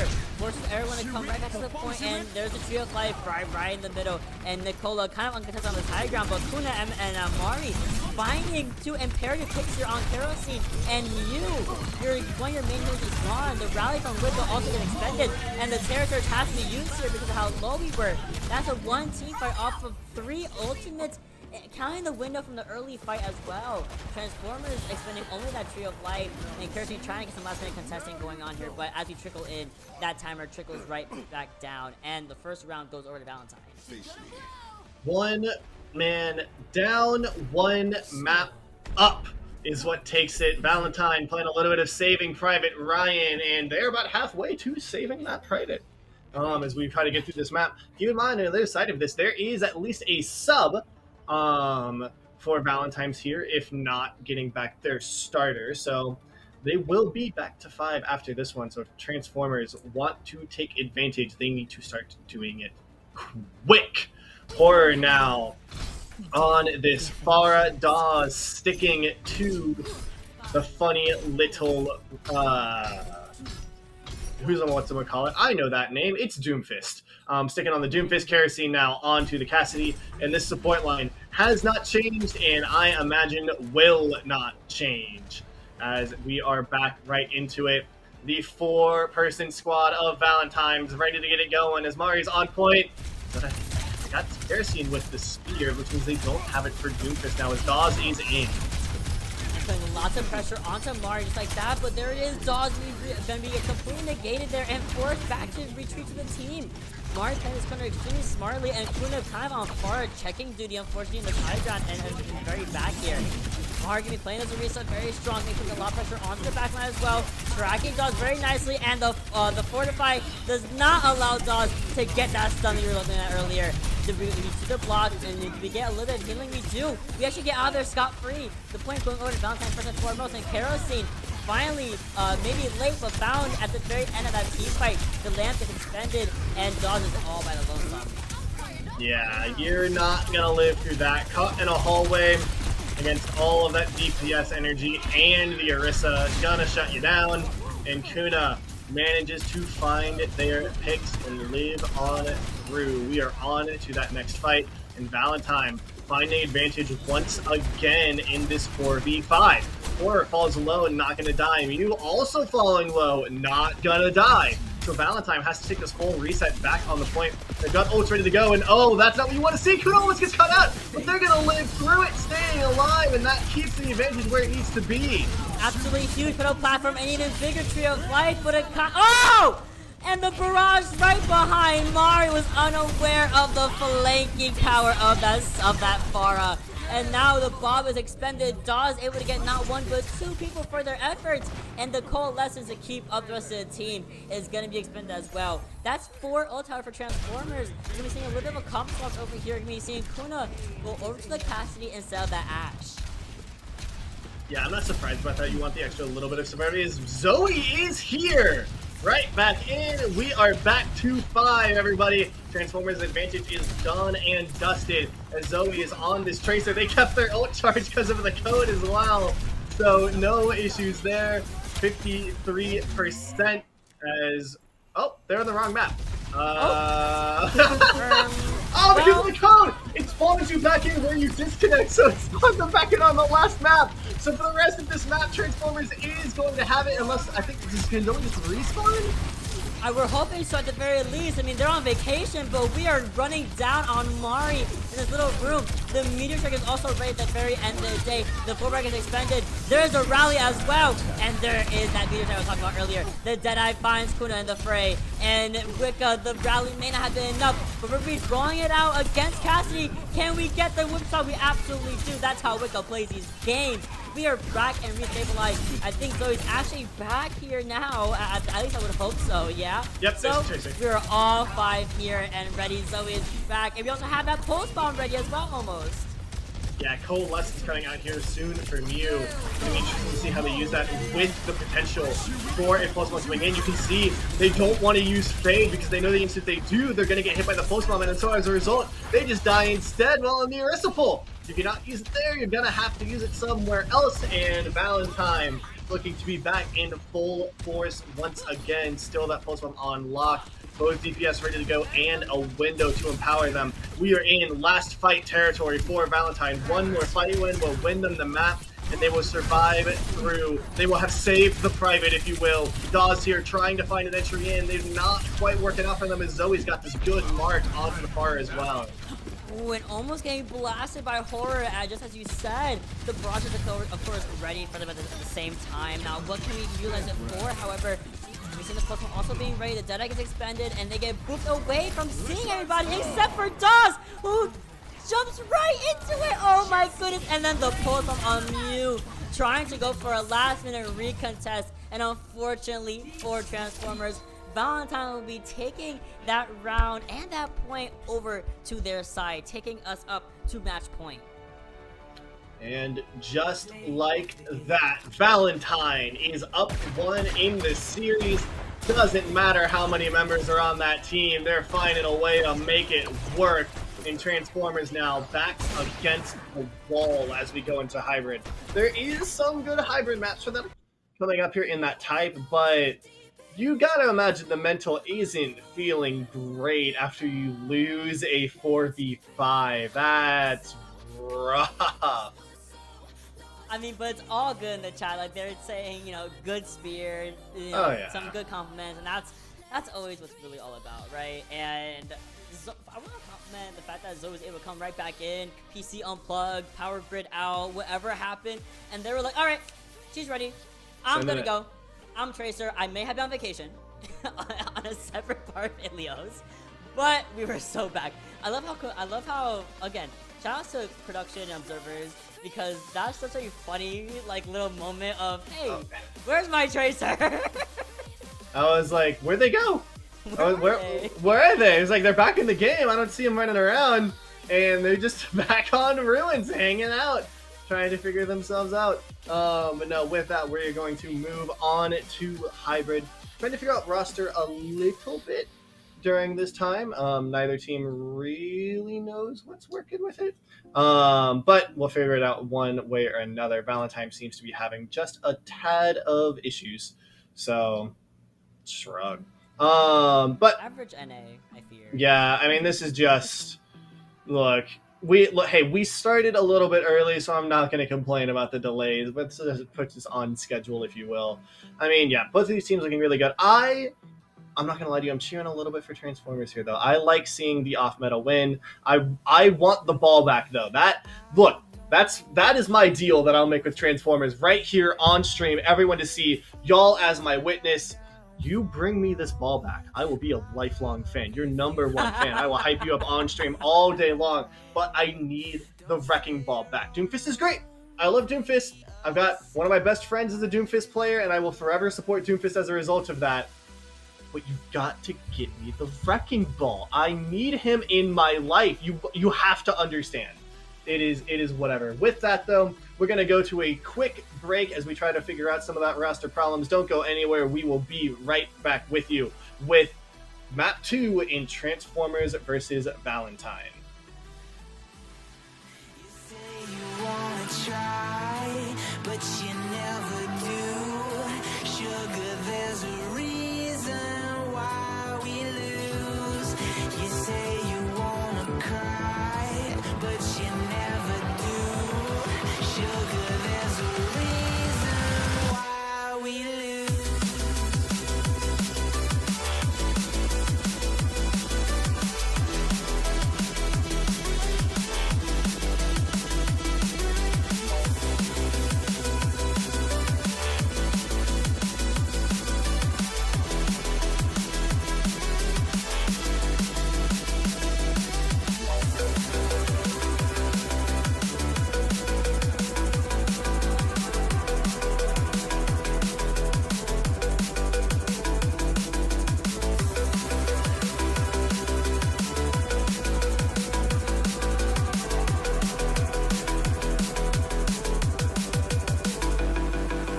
I don't know what you want. Let's have a bit of fun till I downfall. My love, if you feel like I do right now, don't say you're on the run to the other side. My love, you say you wanna try, but you never do. Sugar, there's a reason why we lose.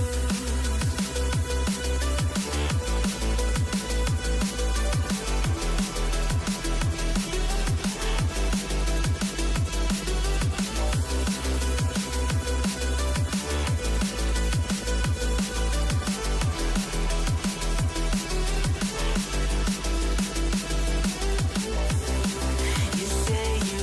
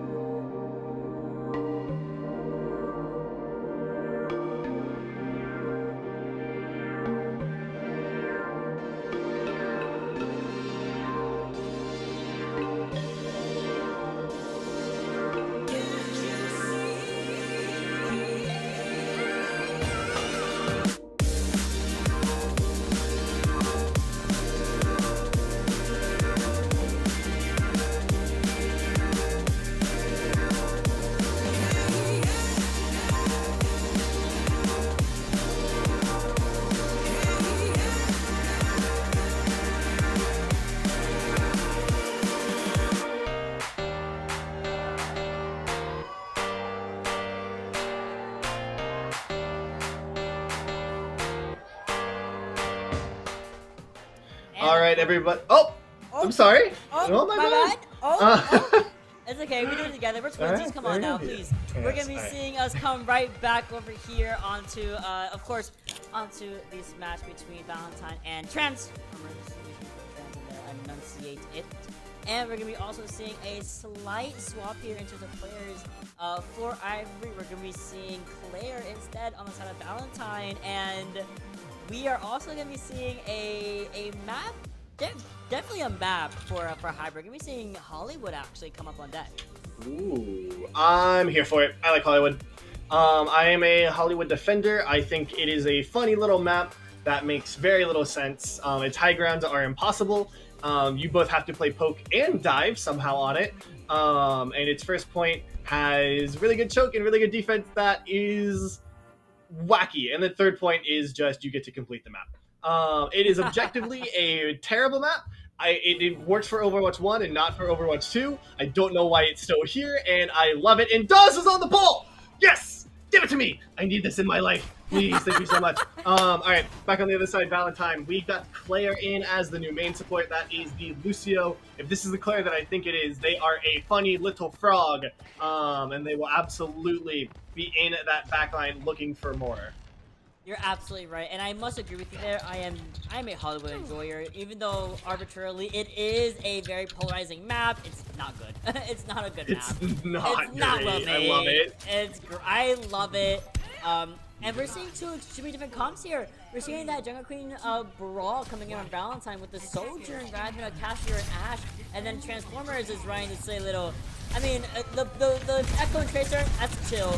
The Ball, Moira, and Lifeweaver, however, we're cooking today.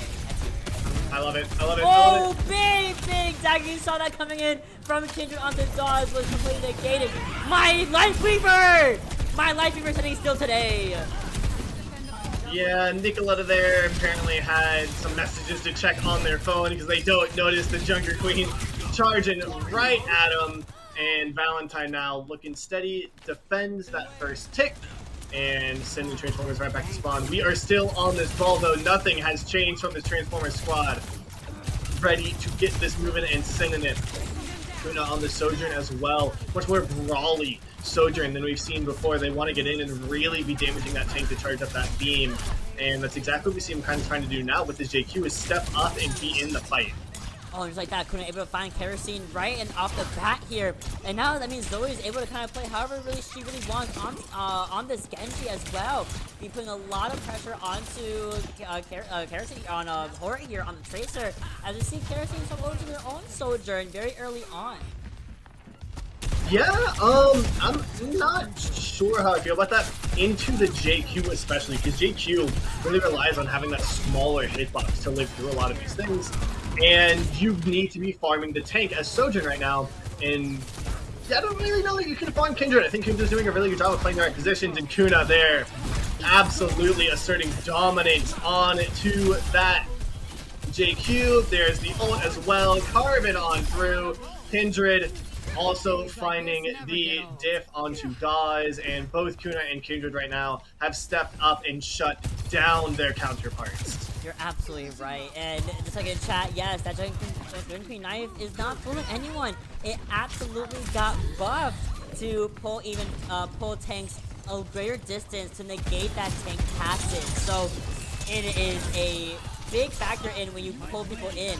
We're going to be diving out from Zoe. We have the Dragon Blade ready on our back end, but forward coming on a little flank and maybe trying to find somebody early on. But with them, going to be starting things off real strong with that continuing rush right down main point with the coalescence coming in from you. Find Zoe. It forces out the Rampage as a precautionary, W key to win the fight, or Q key to win the fight, and it absolutely works out, especially for Kuna, who's so good at following up.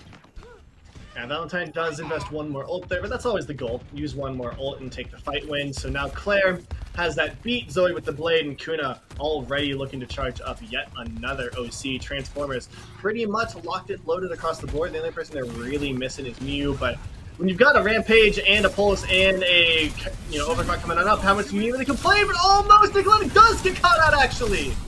We also see Zoe barely get out of the skin of her teeth again. The Dragon Blade is still ready. The Tree of Life has been extended.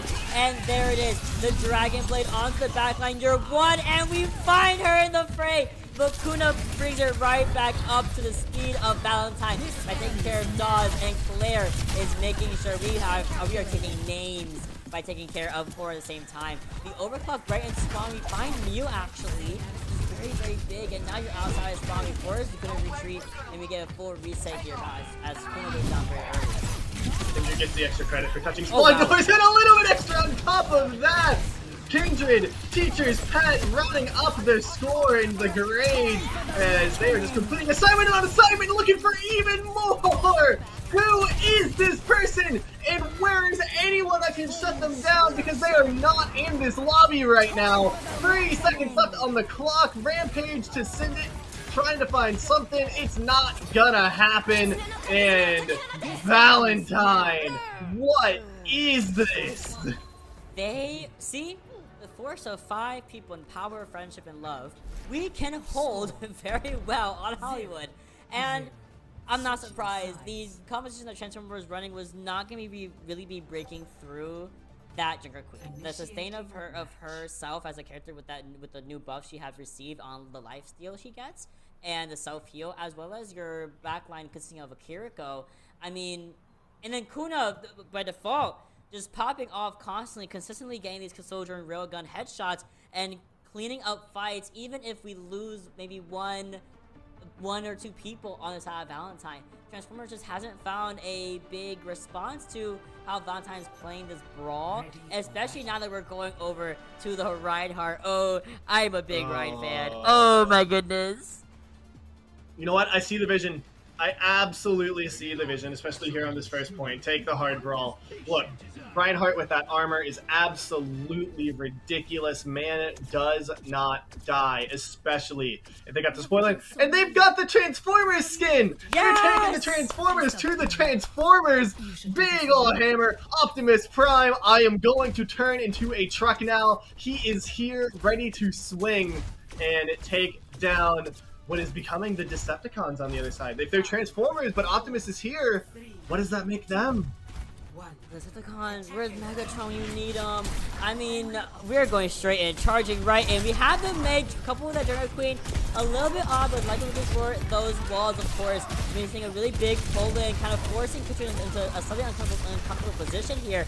And just like that, Kuna on the Bumblebee Bastion! Oh my god! It's Bumblebee Bastion! I love Bastion! We're gonna be seeing them go straight over to the point with the aggression of 1,000 suns. And we're gonna be finding our poor Kiriko, who has TP'd away, but didn't really get as outside there as they could have.